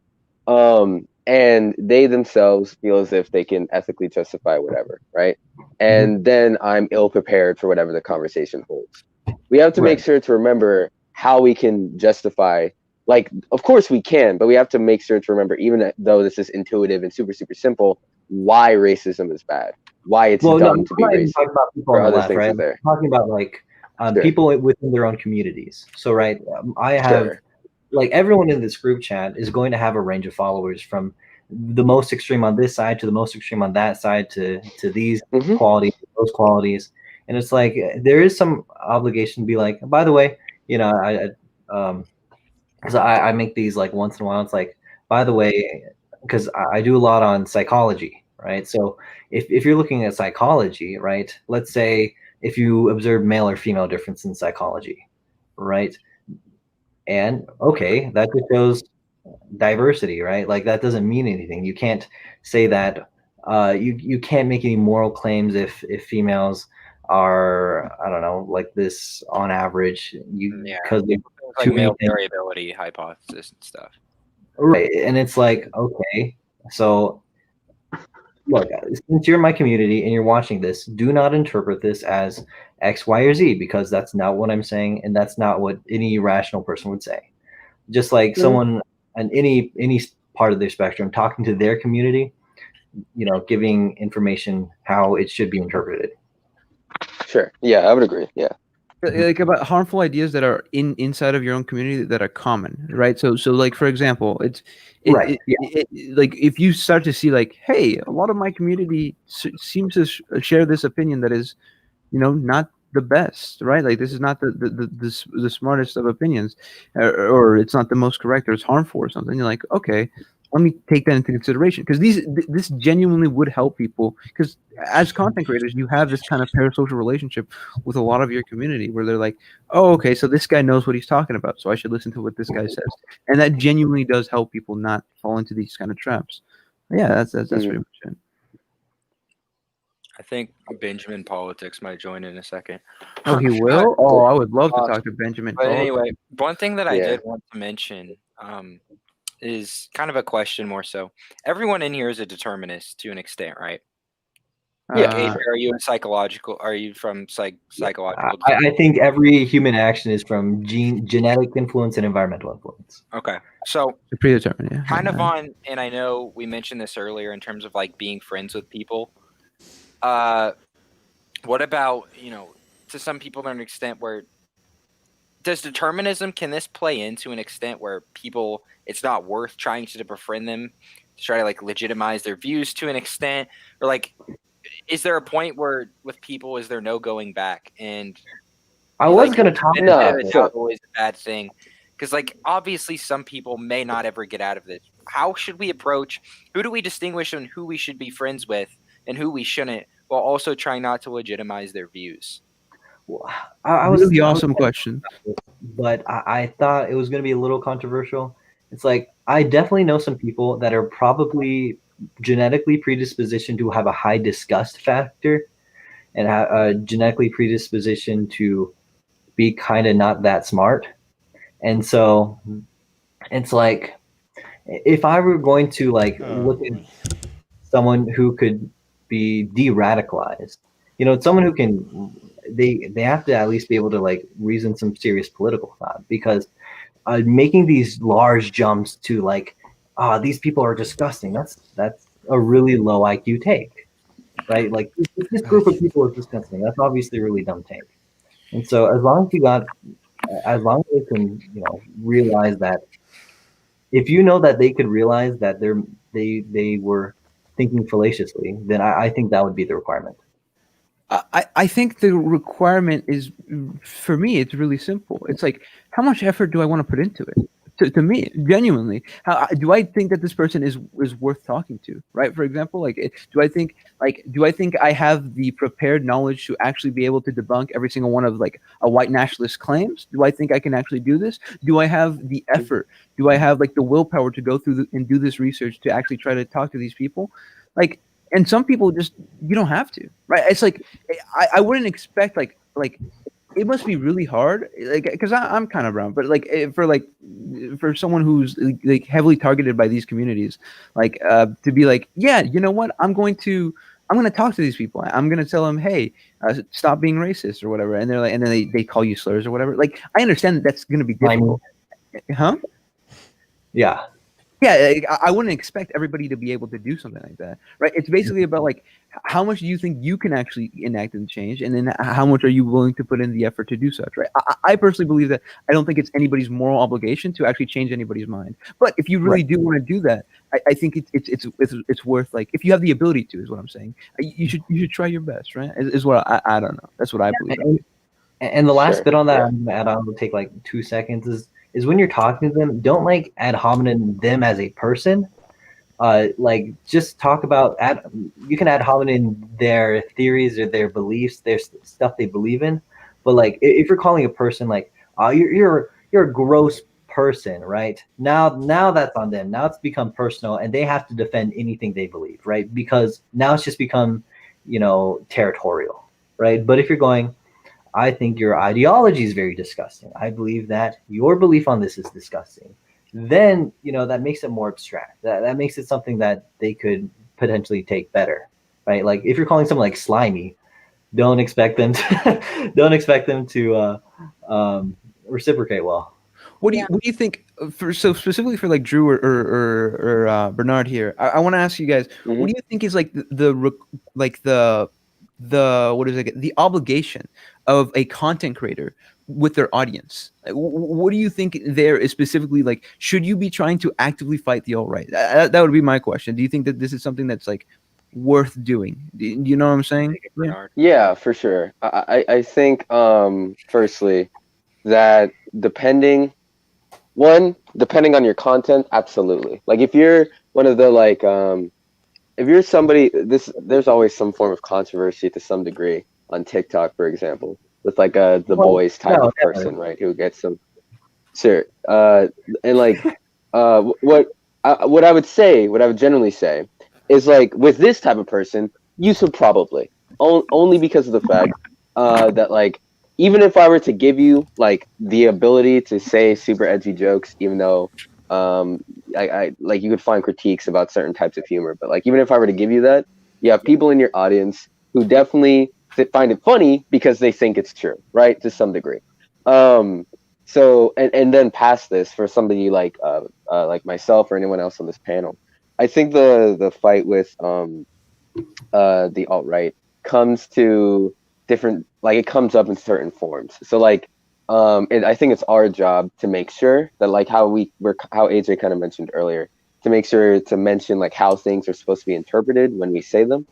But also beyond that is beyond that, also just making sure of since we're political figures, most of us here, to making sure that we push the idea of like kind of how bad it is and how dangerous it is in a certain sense, and how to kind of help going against it. And a last thing would be like a level of if for me, for example, like I've been open about the fact of the like pipeline phase that I did go down because it was really, really bad. And I said like a really like a good amount of things that were really, really bad, right? Very different person back in the day. But I've been open about that, and I think that transparency is also important to make sure to level with your audience to show that something can change. These individuals can change, as long as you do the right things to make sure that that change occurs, basically. I think because most of the people that I've experienced who were members of the alt-right or who went to the alt-right and then went back, and like the guy from the article, Caleb Kane, and a lot of other people, because a lot of these people, there are certain vulnerabilities that are appealed to, and that's how they fall in. If you are able to figure out what those are, and you can offer real solutions to them rather than these conspiracy theories or like perceived solutions, I think that's super helpful. Like one time I was talking to this person and they extremely misogynistic. And I guess it's a founding tool. And because some people on the alt-right, they like the justification for like inceldom or whatever. If you've ever been on like incels.co or whatever, there's forums where they just explain incel ideology and justify it. If you're able to give them rational like solutions to why they are the way they are or why they can't get a girlfriend or whatever, it's that's a pretty like mild example compared to someone wanting to kill all Jews. It's very helpful if you're able to show them, hey, this is kind of extreme and not reasonable, but here's something that is that will actually fix your problems. I think treating reactionary ideologies and alt-right ideologies with both the sense of like seriousness but also not seriousness is important, because it's the same reason you see so many kids, like teenagers, get into punk rock, is because they want to scare their parents, and like they want to be like because like there is a huge draw to the alt-right because it is countercultural. To at least to them, it's presented to them as countercultural, where it's oh, I'm against all these progressive ideas. I'm so cool. I'm so scared. No, you're not any of these things. You're just misinformed and you don't know what you're talking about. And please go take a shower, you know. Like treating it with like seriousness and treating like you can treat things that are super serious in like comedic ways and still be serious about it. Like like exactly Sure. what I was talking about right there. Like you're misinformed and like you've been like lied to and like told this false narrative. Also, you smell bad. You know, Yeah, like like, In like a friendly sort of way. Yeah, no, I feel you. Yeah, Yeah. absolutely. and this is how that's why I'm gonna be removing myself if Bean comes on because I know that I'm gonna keep crashing the car. Like I know that's not gonna help. Anything, I like you know. Ben. I don't have any respect. Oh wait, never mind. I have no respect for Benjamin politics on the record. And I I'm hope so AAA. excited. I'm gonna call AAA and make sure that they never fix I his would love car to talk again. to Benjamin politics. That's what I'll say. I would love to have a conversation with him. I I'm think so I think excited. I could go to call watch it. Bean. I yeah, did wait, want, do it, John. Yeah, go ahead. Yeah, Yeah. if he'll Go join, ahead, yeah. John. If he does tagged it, him. I yeah. tagged him, John, and he said, "Wait, this is tonight." And I said, "Yeah, I DM'd you the link on Instagram. If you have like a snap or number or something, send it." I And have tagged his him for you. Instagram. I have a Snapchat. Apparently, we're the reason the alt right exists. Well, I also, Oh yeah. Oh, I forgot about that video. I also want to talk about like what Rhett was epic. saying. So right on like me. You like the actual ideology of this itself has to be made a meme in the same way liberalism has Yeah. been made a meme. Satirize it. Liberalism is the biggest meme from both, these places like the meme pages, the alt-right itself, conservatives, leftists make liberals a meme.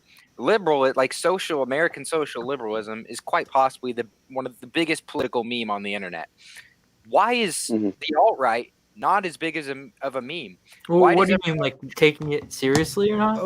Wait. Yeah, Someone in chat was saying that they disagree because you can be against progressive policies and they're Republicans. You don't think Republicans also have that ideology of being countercultural? I'll be back in a little bit. Hey, Everyone you've seen is Steven crazy.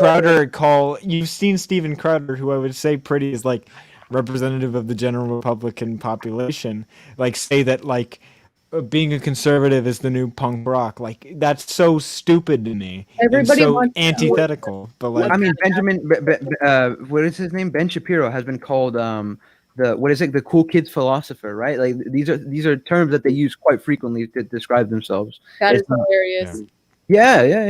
What is Ben the Shapiro- yeah, man's like 5'4". Literally, he probably got shakes for his lunch. He's money. he is the kid. Let's not do There's no some height cool. discrimination. That's it's a little bit weird, but I am heightist, by the way. I'll go on record and say Oh I'm no. heightist. Nothing wrong with being a man and being 5'4". Yeah. There's nothing wrong with it. You're just 5'4". Yeah, and like John asked, Damn. I mean exactly what Rhett said. Is in like obviously we want to acknowledge that it's harmful. These people are capable of like very bad things, but also don't give them the legitimacy of them then believing that. Yes. do we? So when we say legitimacy, I'm really interested in what way you're using it. I'm really like Okay. what do we mean by legitimacy? Because I take it as like when I interact with Nazis who want me dead, I laugh at them, and then I'm like, why? Like if you're like, oh no, I think you're actually going to kill me, that feeds their like desire for power or whatever. Like when you validate oh sure, the idea that they're like that they have actual influence, it emboldens them. So I think, like making sure you don't recognize Oh, it was Paul Joseph Watson. the like power that they hold or whatever. You'll probably be better off because as soon as you validate them, they don't want anything else. Like like I kind of disagree. No, I don't disagree with what you said specifically, but I would disagree with like, for example, like I feel like we should legitimize their feelings of frustration with society because this is a place that is genuine. Like I think appeal to vulnerabilities, of course, but like don't like that's what I was saying. Like their reasons for going to the alt-right are very real. Like it just sucks that the solution they found was something so terrible, you know? Like, Unironically, like I'm going to say this, but I like the leftism stuff is pretty like good at helping out these people who are in the alt-right. Like the idea that that the real problems in society are due to what is it, like monetary wage commodification, slavery, your boss, the all this stuff. commodification, your labor being used. I feel I'll actually go on record and say that like I think people in the alt-right pipeline are more likely to be radicalized as leftists and communists than like your like average liberal. Yes, we're seeing because it's the entire idea that liberals don't really view there's something really wrong with the world. Yeah, I mean most people are pretty content with their society right now, I'd say, Far right? Like left equals handouts, period. I don't know what that means, but it's probably based. Yeah, that's like, handouts. So That's epic. Like, for example, So speaking true. on that and like traditionalists, one thing that really pissed me off when I was like looking at things on traditionalist pages was that they would post things about how women are happier in traditional households with traditional gender roles where they don't work. I was like, damn, no kidding. They're not working and being subject to labor alienation. The conclusion that you're drawing from these studies is that women like to be treated as second-class citizens is legitimately brain dead. I think obviously it's and because if you want to become a fascist listening to this, you were already a fascist. Cringe. You were already people makes me want to become so when we talk about oh my head. Oh, it's Benjamin politics. Okay, guys, I'm just gonna say goodbye now. I'm gonna go watch some pornographic material. Have fun crashing your car, Ben. Holy shit. Okay.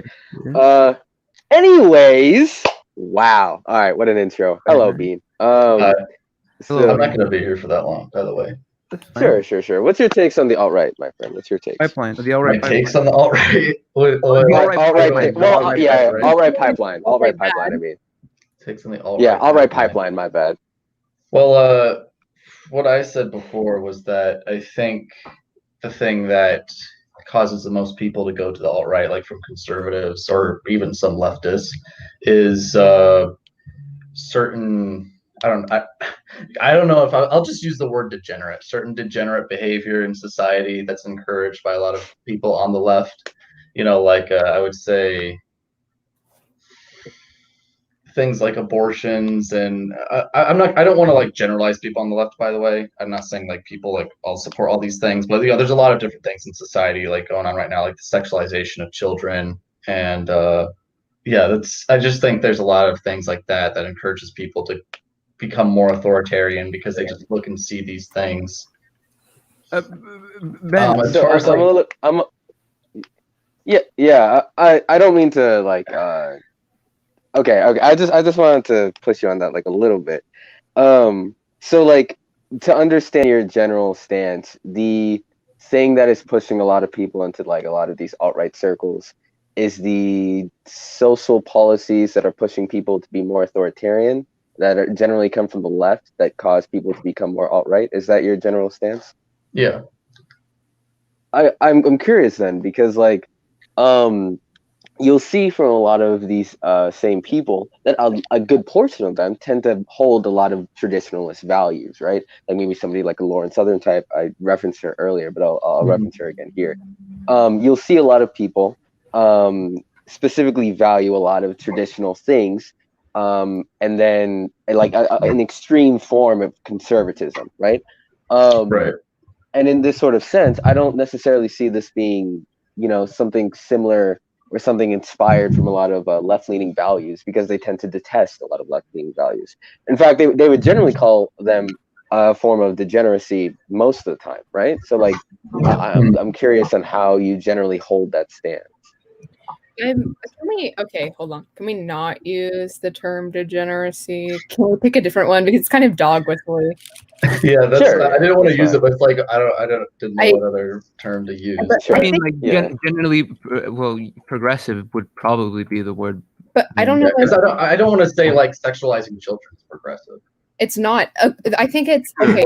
Or like rioting and burning down a lot of the time, like, liberalism is painted as the left, and I think that's what turns a lot of people away from the left. I mean, I'm blaming it on America's Overton window, I guess. But most leftists I know, because like being like against commodification is a huge thing. Like a lot of leftists, they look at like economic things and they push them into the abstract. So they think like sexualization is a form of commodification, even though there's no economic exchange, right? Well, Bailey, when we talk about like the left, we're probably talking about the mainstream left, right? Right. In the U.S. would be liberalism, right? Yeah, so I'm saying like liberalism. My point is liberalism's a disease. Next. Oh, okay. So I guess I'm pretty sure I'm the only person who's a liberal here. I'm guessing out of everyone here, maybe. Probably to some degree. Yeah. Yeah. So it's like AJ's AJ's pretty close, huh? AJ's pretty close. Yeah, I was gonna say AJ's pretty close. Kind of, not really, but he's getting there. We'll help him out. But no, I was. You're a cool liberal, Mr. Me. You're a cool. Thank liberal. you. One of my I was gonna ask you, Ben, when you say these things are caused by like the left, right? What makes you believe that? I'm just curious. What are your like supporting ideas of this? Like how do you justify your beliefs here? Do you mean like people moving more to the right? Yeah, because of like becoming alt-right, coming because of left-leaning things. Yeah. Or going down a pipeline. Yeah, going down the alt right. So you would say that, like, for example, say that comes from like not only personally, like my own personal experiences, but like pretty much everyone I've talked to. Like I don't want to go all anecdotal, but I mean pretty much every person from the alt-right and fascist I talked to, they have their own stories on why they moved more to the authoritarian right. And I've seen different. I don't know if I can quote anything right off the top of my head, but like some studies on how large scale rioting in America has caused more people to go more authoritarian, especially conservatives and stuff like that. So, well, sure, I mean, sure. Mr. Mu, go ahead. Yeah. I was gonna say. So when we look at these things, right? Do we not think that these are like? I can agree with you that reactionaries, right? People who tend to be like reaction based off of their politics are going to have a certain reaction to left-leaning politics and maybe. Yeah, exactly. That's kind of one of the things I don't get why so many people like missed my point, because like that's literally like a leftist thing, the whole reactionary thing, saying they're reactionaries, and I think it makes the problem with your video is that you absolve the responsibility of people like Ben Shapiro, people like Candace Owens, people like who's another one that's a good one? Stephen Molyneux, Lauren Southern, all what's the McInnes or whatever that guy. All these people almost entirely have all responsibility for even contributing to any source of like the alt-right. Right? That's the main contention that we would have with what you said. My issue there is I don't think any of those people are really comparable. Like Stephen Molyneux, Ben Shapiro, that's like very interacted different. Quite frequently with each other. Stephen Molyneux is a race realist and he said a lot of like terrible things. I'm pretty sure he's anti-Semitic. And then so then I would ask you then. Yeah, sure. So then I would ask you if that's the comparison. Then somebody like Steven Crowder, then somebody who like generally hypes up someone like Stephen or Stefan Molyneux all the time. In this sort of way, Steven Crowder is someone who's seen as somebody who's like in a service level type of guy you kind of watch if you're on the right. You watch him, you laugh, and you get some specific policies. But you also find a person like him who also supports and like tends to hype up someone like Stefan Molyneux, who is someone like a race realist. You know what I mean? So like I would say in this sort of regard, for Steven Crowder than Ben Shapiro, certainly. Because I mean, you're absolutely correct. He's brought on Stefan Molyneux and Lauren Southern and some other people. Are you saying what is James also, if I'm not mistaken, in the past? Go ahead, Drew. So my problem with this is that you're like, it's the the celebration of abortion, it's the rioting, it's the all of this that is the cause for these people becoming reactionaries. My issue with that is that these things are relatively like minor. Like not very many people like actually are like, I love abortion. It's a meme making fun of the fact that people like Ben Shapiro reiterate these concepts as if people actually do that all the time, as if people actually celebrate black supremacy. But it doesn't have to be. but that is what leads to the alt-right, but it's not actually, where me and like Bernard would come from is that it's not actually, this minor social progression that we would view as a facade within the status quo that, leads these people. And they're like, oh, the progressives are radical, so we must reaction back. It's the fact that people who are neoconservatives like Ben Shapiro, Stephen Crowder, who platforms people like Stephen Molyneux, make it seem like so much bigger of an issue than it actually is to propel their own agenda, simultaneously gaining an audience, that then propels that farther. That's the issue here. So when we're making videos about the left is celebrating abortion, the left is, there's blacks for me, there's this, there's that. That is what's actually propelling this, because it's making a massive issue out of something that's not actually that much of an issue. I will say, I do have to head out in like just very soon, but going off of what Ben was saying, just my anecdotal experience with this, it's like I've talked with like other gay people before who are like, I really hate what's happening to the community that was originally, just like this less political, right? And so, for example, the communities like what's been mainstream politically in the LGBTQ community has been pushing farther more in a direction that most of your right-leaning people would find, not cool, might push them away from that. If they're like saying, if this is the mainstream, like how could this be the mainstream? It's like, this is, really bad. Just my experience with like how people portray people of color or other marginalized groups, it does not sit well with me. So I do have to go. You can talk about Bye, that. AJ. Thank you. Shout out to later, AJ. great de-radicalizer. We also must remember that Ben Shapiro, just because he's a Jew, does not make him, I was going to bring abstain that from up. anti-Semitism. Ben Shapiro has Semitic statements in the past. Oh, I must out. Can I ask Benjamin something? Really quick about the specifically when you brought up like that Stephen Molyneux is anti-Semitic and Ben Shapiro is like not that, right? Is that what you were saying? What were you trying to imply there? I was just saying Stefan Molyneux is like completely different. That was just one example. He's a race realist. He's anti-Semitic, yeah. etc. Well, do you not think that someone like Ben Shapiro and Stephen Molyneux share any principles in terms of like what they believe whatsoever, or do you think that they're completely diametrically opposed or something like that, right? Oh no, obviously they share some principles. I mean, I share principles with plenty of people. I share some principles with fascists. I share some principles with leftists. I mean, everyone has some sort of overlapping principle, no matter how different they are. Sure. But when I say if you're both on the right and both, socially conservative, you're going to have plenty of overlapping principles. Yeah, 100%. I 100% agree with that. So do you think it's kind of crazy to say that these people, when they interact with each other, do not start to share an audience with each other? Like that starts to migrate over from these communities into these other communities? Or do you think that just doesn't happen? Yeah, I mean, that stuff can happen. Like, that's what I was saying. Like, Stephen Crowder, I don't think he should really, I think he shouldn't like bring people on like that. Like, I'm not the person who says, oh, don't platform people. But if you're going to bring someone on like that, don't bring them on unopposed.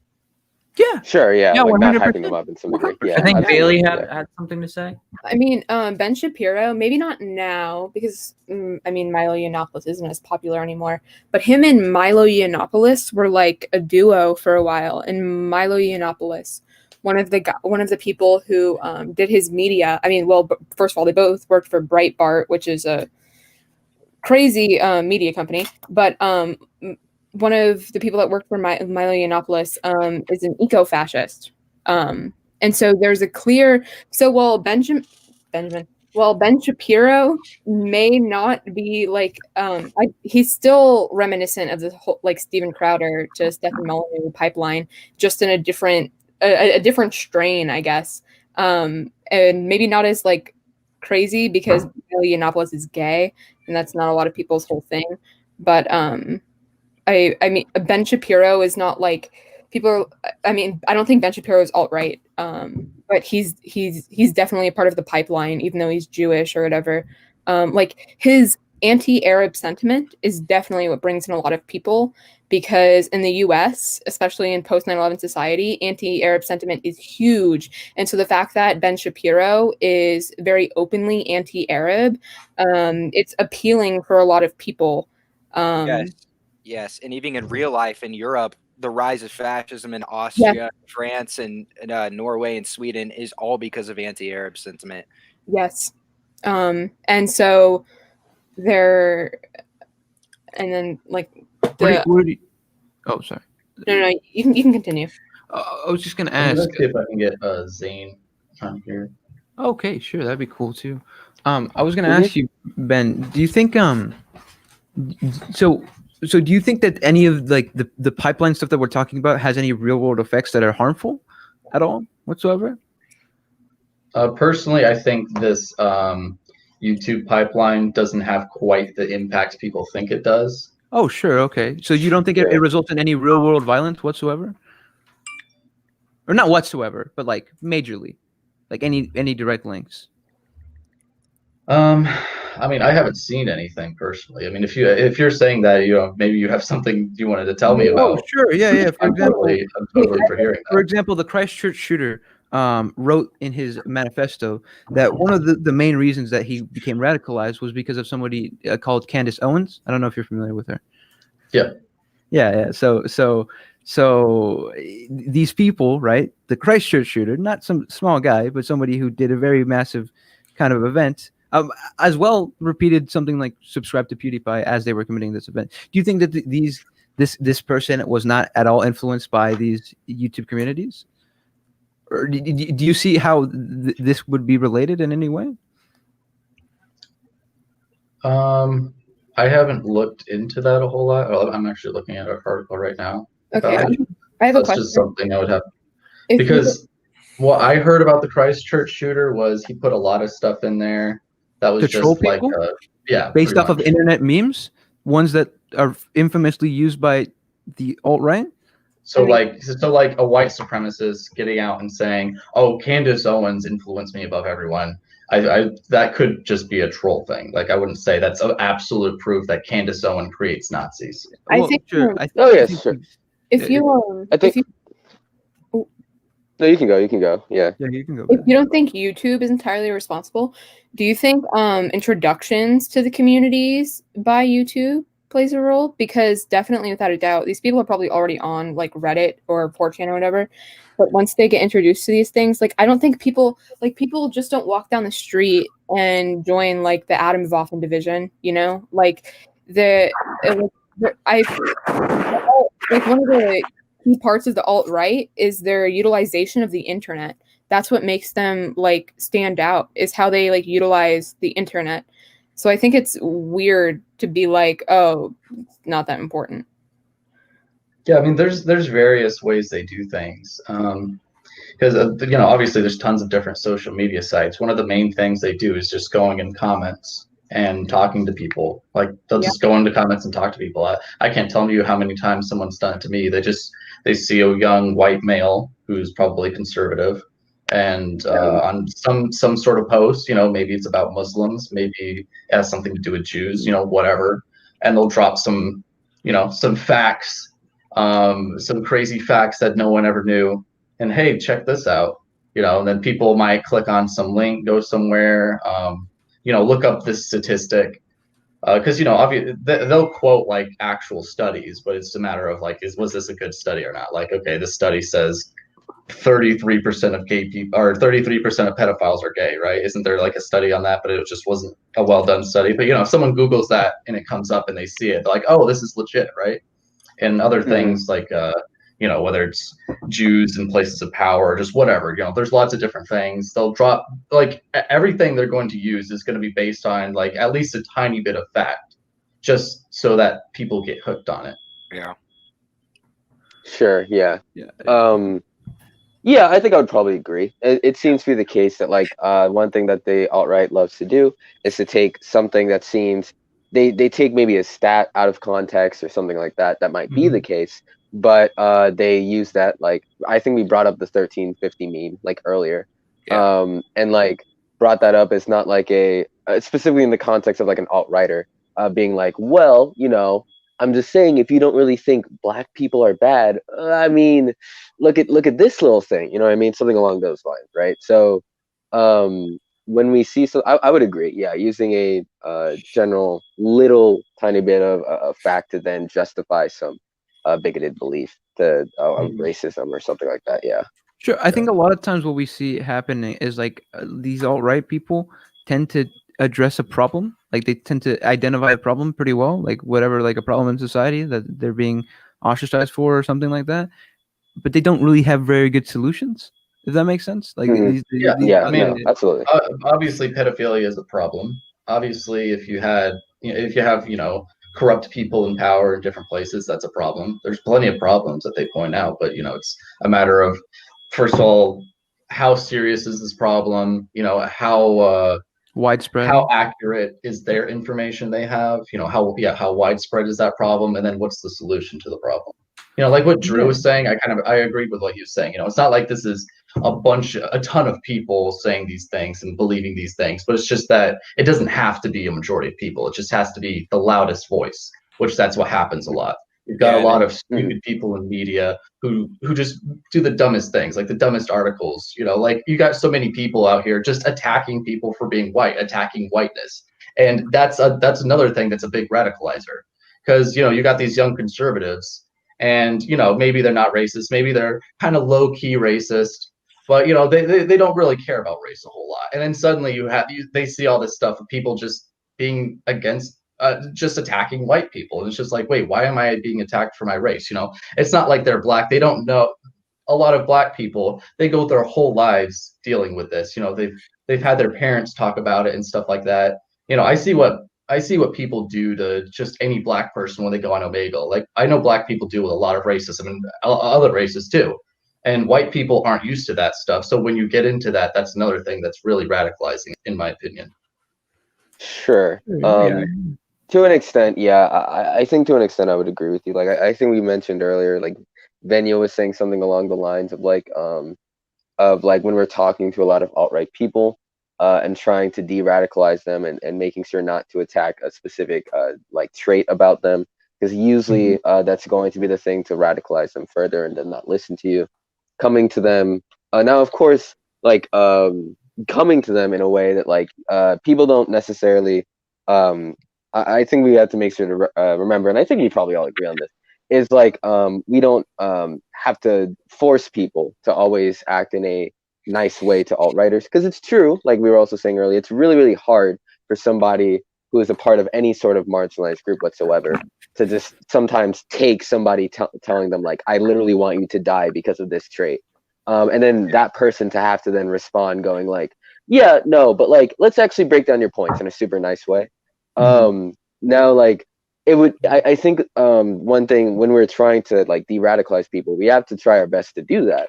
But it's just to remember that like, this isn't a thing that always ought to be expected, because it's also the case that we're generally fine with people at least having some forms of bad reactions to bad things sometimes, right? So that was just something. Yeah, Yeah, and I kind don't of know if I can expanding. add. Yeah, I have a point in general with Okay, with like yeah, go ahead, Vinya. with you think it's a white liberal thing to like call Candace Owens slurs because she's black and a conservative, but this spreads so far where we even see like they just in general, even if it's a bad take, even if it's by a person who against their own group holds bigotry, we still have this odd, unjustified, honestly, interest in debunking someone's positions. And the easy way for us to do that is in our minds through their identity. Because, oh, well, capitalism hurts black people and you're a black capitalist, you're fighting against your own kind. You're a insert slur of your choice, right? And the issue with that is it only seeks to not invite people into reminiscing with their beliefs and becoming de-radicalized, or if they're not radicalized, making them see the right side of where you think the right position is, right? And so the bigger concern here should not be to debunk, but to display another side, because it is in a very distorted and nowhere near analogous sense. We are doing the fascist work for them by othering and homogenizing our own politics, right? If nobody, if Black people can only be anti-capitalist and just minorities in general can only be what we believe and we know for certain that we are right and they are wrong, and them being other to us is bad, we are doing the exact same thing. Obviously not as bad and not, as the prescription or the implication of this are nowhere near the same, but the problem is further because it causes people, just as we have a very radical tendency to reject fascism, that causes people who see left wing homogenization of identity.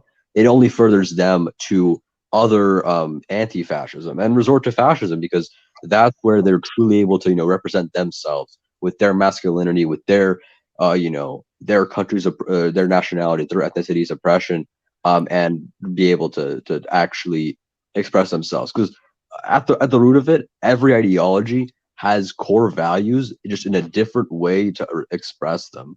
And when you make these ways of expressing these core desires, right? Freedom, liberty, these things, they all exist in every single ideology in a different sense. So like for a fascist, it is being able to be a traditional person and have have the freedom from degenerates in society, right? For a leftist, that's a much more understandable sense. For libertarians, a much more understandable way of being free from government to be who we want to be.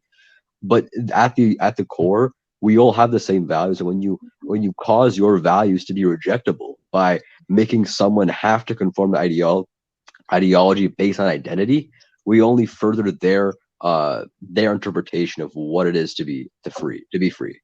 And so very much that's something we should reject. And that's actually a point that I brought up in my video about the alt-right pipeline. You got a lot of people on the left who just want to collectivize everyone, especially, like you said, Black people must be anti-capitalist. So they collectivize Black people, or even collectivize Jews or whatever. But that's exactly what the fascists do. Like when I'm talking to people, when I'm talking to a fascist, someone on the alt-right, as an individualist, I want them to think about things in that way. That's why I'll tell them I'm part Jewish and stuff like that. I'm like, look, I am sitting here talking to you. I'm not some evil, crazy person, right?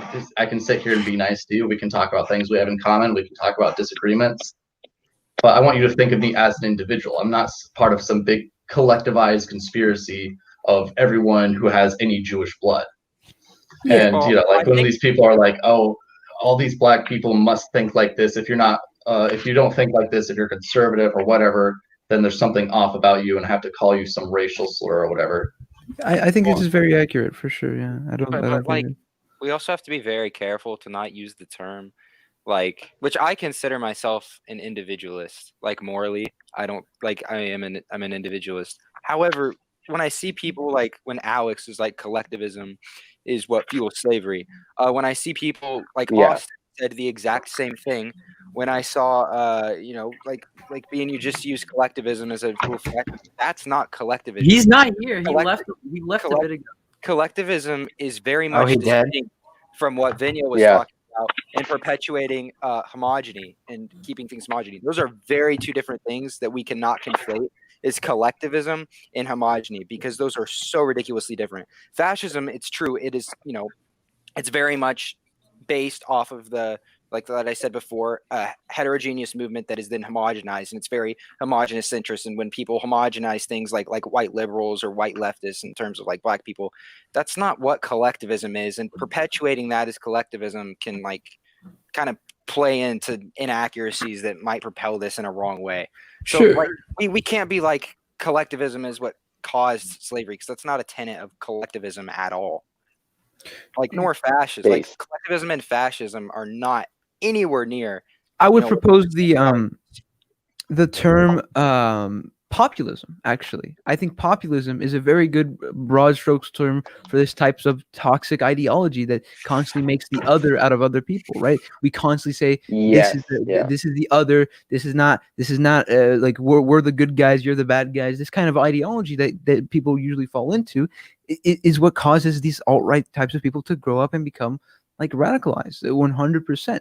When I brought up the Christchurch shooter, I wasn't trying to say that Candace Owens specifically, right? I also brought up the subscribe to PewDiePie. I was trying to show the idea that like these people are heavily engaged in these online communities. That's what I was trying to demonstrate there. I hope I didn't say that like obviously that was a troll, right? I hope that was clear. Right. Yeah. Okay. No, yeah, you're good. I'm just saying when you mention these types of people. Yeah. Sorry. Yeah. Oh, but Bean, what I did want to ask you about, Bernard, I was just gonna ask Bean. We were talking about this earlier because we're all like determinists in a sense. What is your way, coming from like the more of like the right wing, ethics position? How do you approach converting people away from the alt right? Because we were doing a deterministic perspective. Okay, how can we use determinism to do this? What's your what do you think's your best method in terms of converting people over while not legitimizing your beliefs? I think we kind of want another perspective on that as well. Honestly, I treat each person differently based on just who they are. Some people I'll talk to, I'll be really mean to them. I'll treat them like shit, and they'll actually relate to that, and that might actually like snap something into them. I had one guy, he was like 14, and he would text me and ask me questions about stuff. And if he started saying something I didn't like, I would just go off on him, and I wouldn't be actually mad, but I would just be going off on him. I would roast the crap out of him and stuff like that, and he hated it. But like it started to like kind of get to him. Like he kind of realized, oh, this is how I treat other people. And some people, I'm just like really nice to them. We'll just chat about maybe religion, stuff like that. I have this one guy, Steph. He messages me almost every day. He's like kind of like an Italian fascist, I guess, like a Mussolini fan. And he'll just ask me questions about libertarianism, and he'll tell me stuff about fascism, stuff that he believes in, and we'll just have regular conversations about it. And I'll be like, hey, can you read this? Or we'll talk about ethics, whatever. And so yeah, it's just handling each person like a differently, person.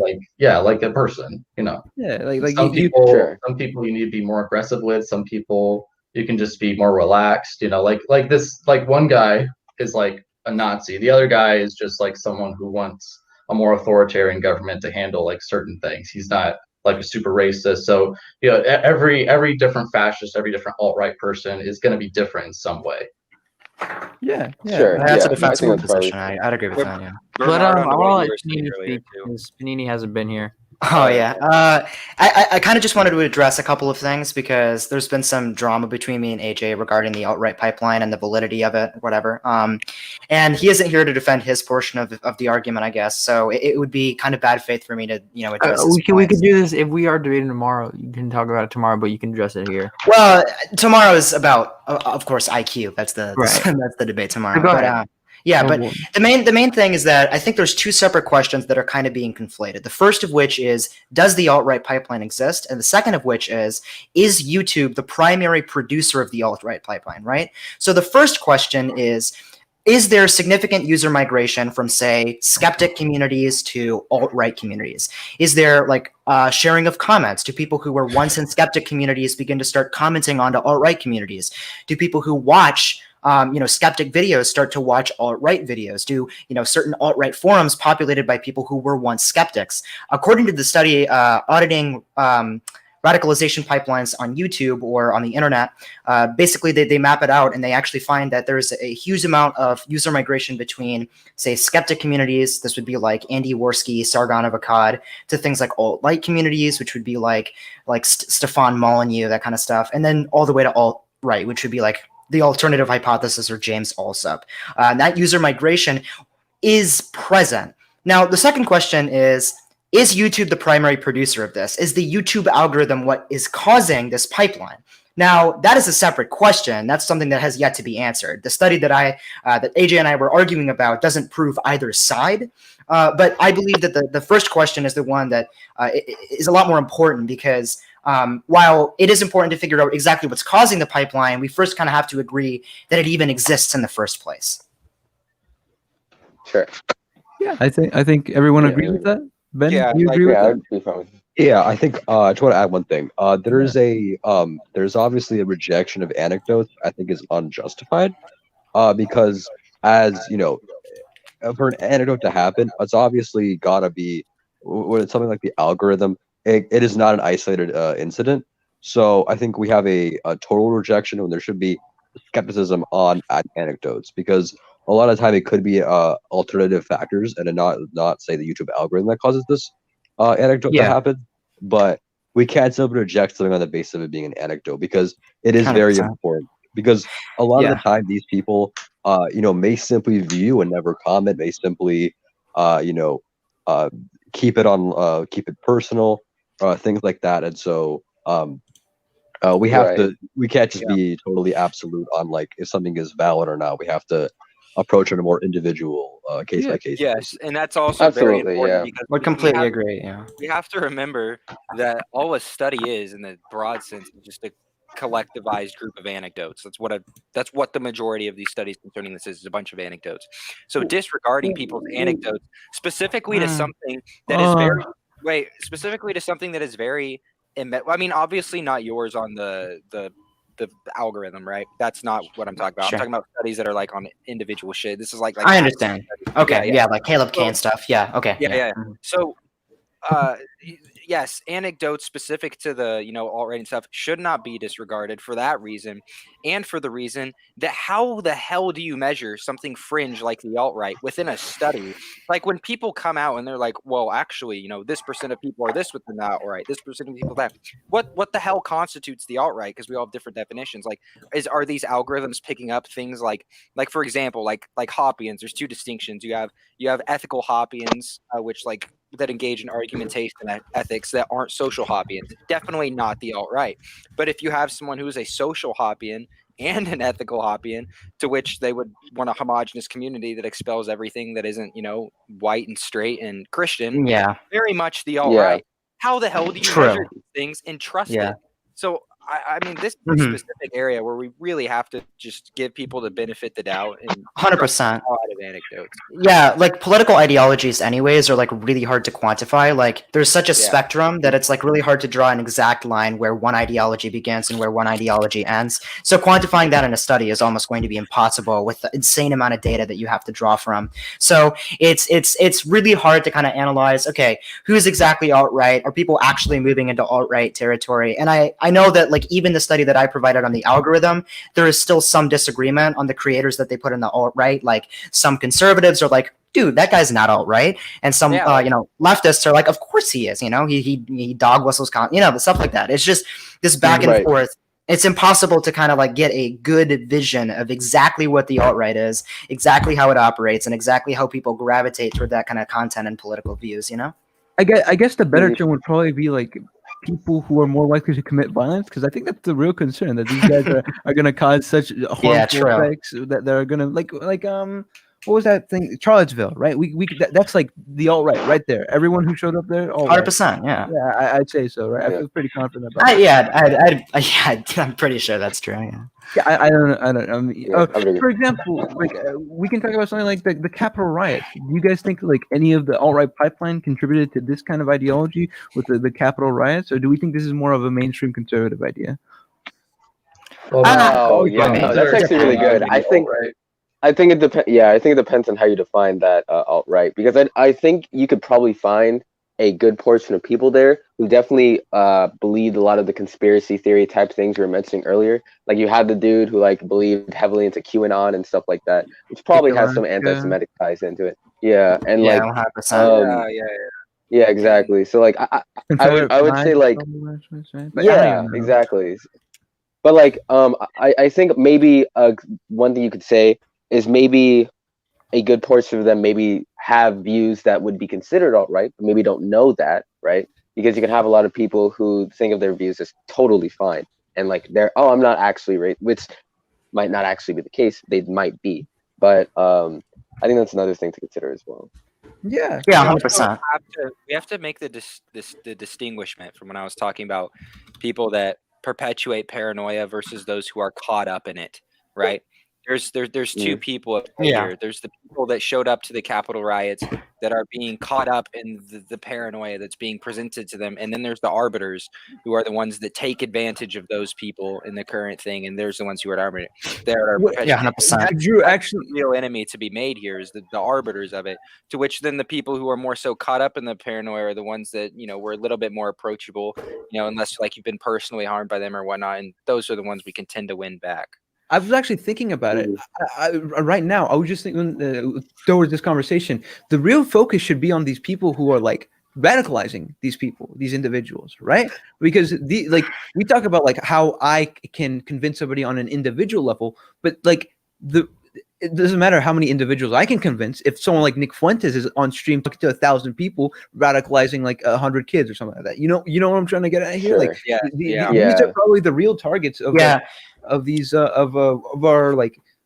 what is it called, activism, right?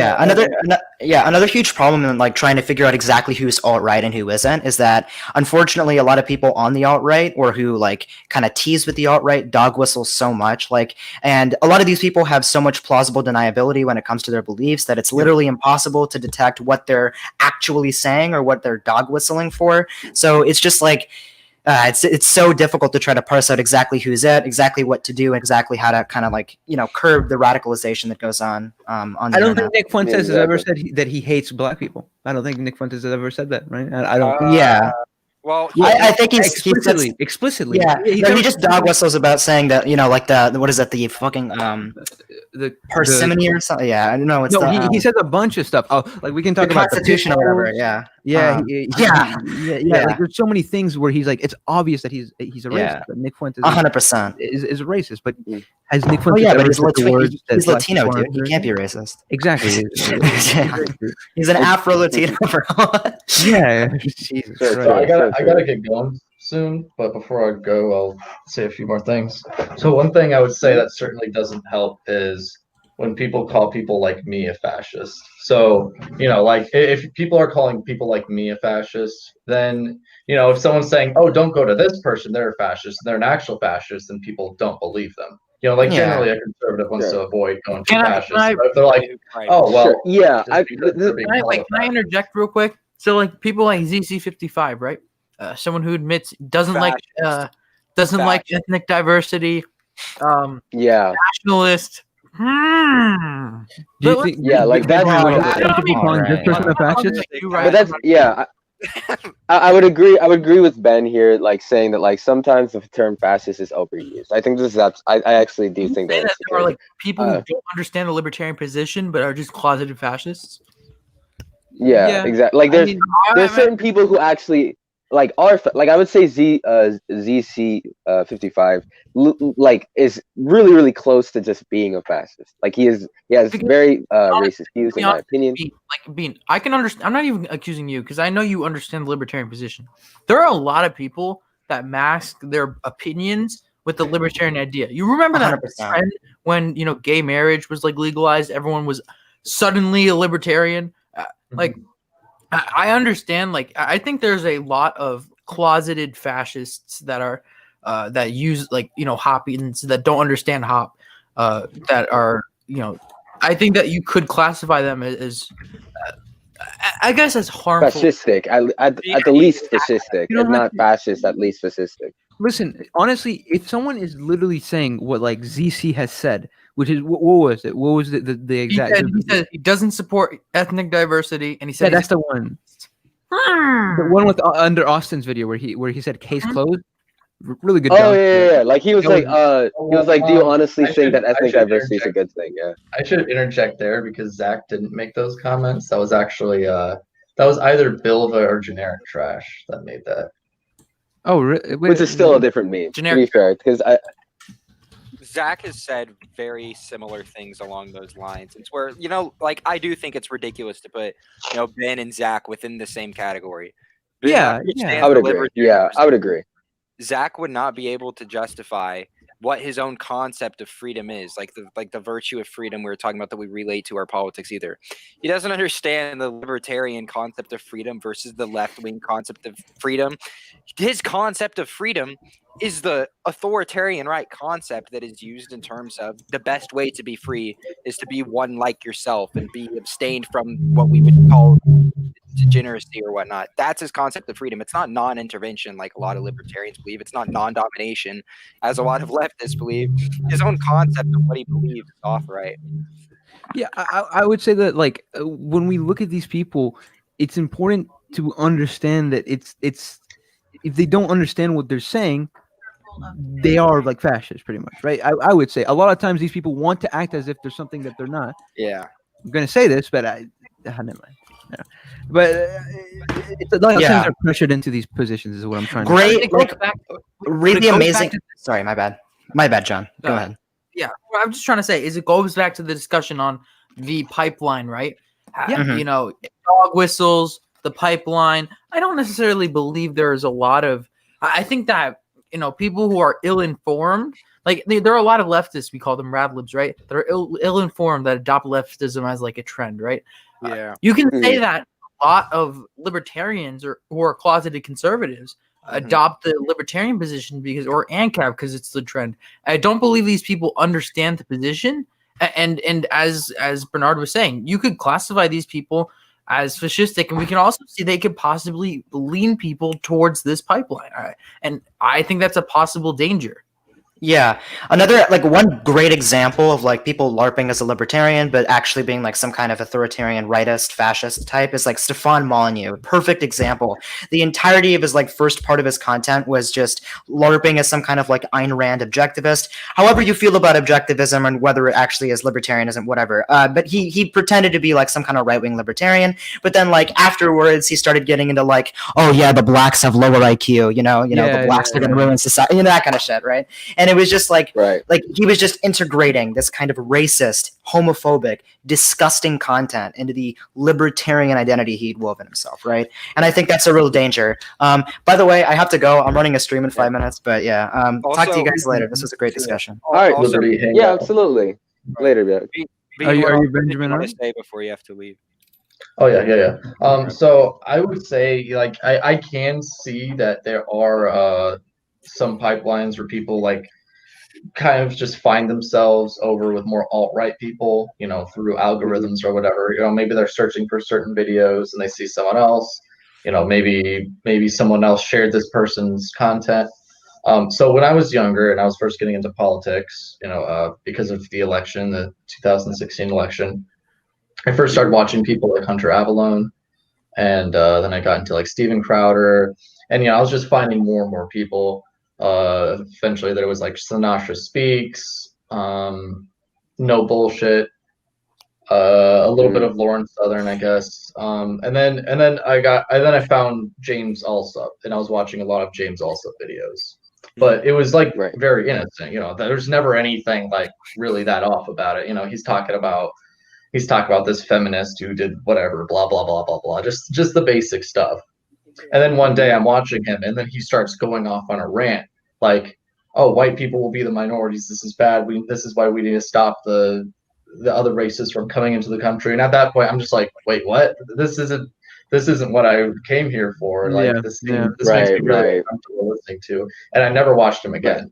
So yes, this certainly there are people who find their ways to these people through like YouTube or whatever, but that doesn't mean they're actually going to be radicalized by it. So that's why I was saying I think it's more of like these outside things that they see, which sometimes the alt-right people will just be utilizing it, of course. But I say like stop giving fascist ammo. Like I shouldn't have to go to YouTube and see some video by this Huffington Post or whatever bashing white people for 11 minutes straight. Like that's just giving people ammo. That's just giving people content. Benjamin, but is this a serious issue, or do you think that this is being amplified by these right-leaning voices? Is this like an actual issue that exists in our society right now? I mean, issue as in what? Like it's very widespread. It's like very commonplace for someone to just fucking hate white people. I mean, some things are more widespread than others. I say the whole anti-white thing is one of the things that seems to be Uniquely a, online? a bit more widespread than I definitely. I mean, I wouldn't like it to be a thing at all, but I would say that's something that is a bit widespread, just from what I've noticed. Like, What's what do you mean by anti? So you think that like, so what are you saying, like, because people have anti-white sentiments, that's gives like, ammo, as you said? yeah, I would say it gives ammo to people. Like it I says, think like, the look, issue you're being isn't attacked the for your fact. race. The issue, You know, the issue isn't that white people are actually threatened, or there's an actual like possibility that this rhetoric actually harms people, but in itself, it's overblown almost entirely. It's made into a much bigger issue than it is, and it allows it to be used as justification for these ideologies. yeah, I would say Obviously, it's not a threat or anything like that, yeah, but it no, is it's like very strong ammo that people use. Like exactly, that's yeah. one thing that they use a lot. Definitely, that's one of the things. Like that's how you turn. That's one of the things like a white supremacist is gonna like. It's one of their go-to things. And another thing is like just pointing out how terrible some mainstream media is, and then from there you just go into oh well, who owns the media and stuff like that. Yeah. So it's just the people like that just like give them ammo, whether or not that's an actual threat. If someone's writing an article and they're saying, "Oh yeah, white people should have less babies," it's like, what is that going to do? It's just one random idiot. Like, okay, so, but it's white the genocide, idea of look, passing this that. is proof. Sure. This is Oh proof of yeah, white exactly. genocide. Yeah. So I do want to Right. wrap up. We're hitting 2:30. I do want to watch. I want everyone to go watch the Or and Aggie stream. I just want to. So I have. This is a conversation I had with a Jewish fascist. Let me find it. It's somewhere here. But until I find it, to paraphrase, the reason they used to be a neocon, right? They generally like they're Jewish. They they wanted Israel. They critically supported Bibi. They didn't want or Benjamin Netanyahu. They didn't really have any sort of like support for anything radical at all. But being pushed onto TikTok, where anti-Semitism is present both in the left and the right, and it is inescapable almost. This quickly radicalized them into believing that there must be a homogenous Jewish ethno-state in Israel. And it's not even something I can blame them for, because a lot of the time these issues are never spoken up against. Obviously, there's a big difference between a Jewish person and a white person, because one is actually threatened. However, at the same time, there is a perception wise, it's based not off the material, but off of the perception and ideas which these things spread. And although there is obviously no threat to white people, if you can make a white person think they are threatened, they are threatened. And it's the construction of whiteness, and it needs fascistic in nature. It needs to have an outgroup for it to function. And so even the thought and the perception of there being a threat to whiteness is what the threat to whiteness is. So yeah. Awesome. Really We're fun. good. We're good, right? I just got Bean on my For You page, I swear. Wait, Bean, I was gonna ask you, do you not think that your views have like mild it out a little bit since your original video? Because this definitely doesn't feel like what your original video was saying. No, this is exactly what I was saying. All right. That's why I said I think a lot of people misunderstood me. Sure. Okay. All right. Well, okay, I want to end this off with one of the quotes from them. This is verbatim. "I feel less safe with leftists than with alt-righters." Just to make you think about how, how these people's, the same thing happens with the alt-right, because to them, the only safe where their white identity is valid is with the alt-right, and it pushes them there. And that's what makes fascists. Absolutely. Yeah. Awesome. All right. Thank you guys for coming on. Bailey, Drew, AJ, Ini Panini, and Rhett was here as well. This was our first discussion, and we will have some more in the future. Thank you, Bean, for coming on. Bernard, Mr. Me, Venya, and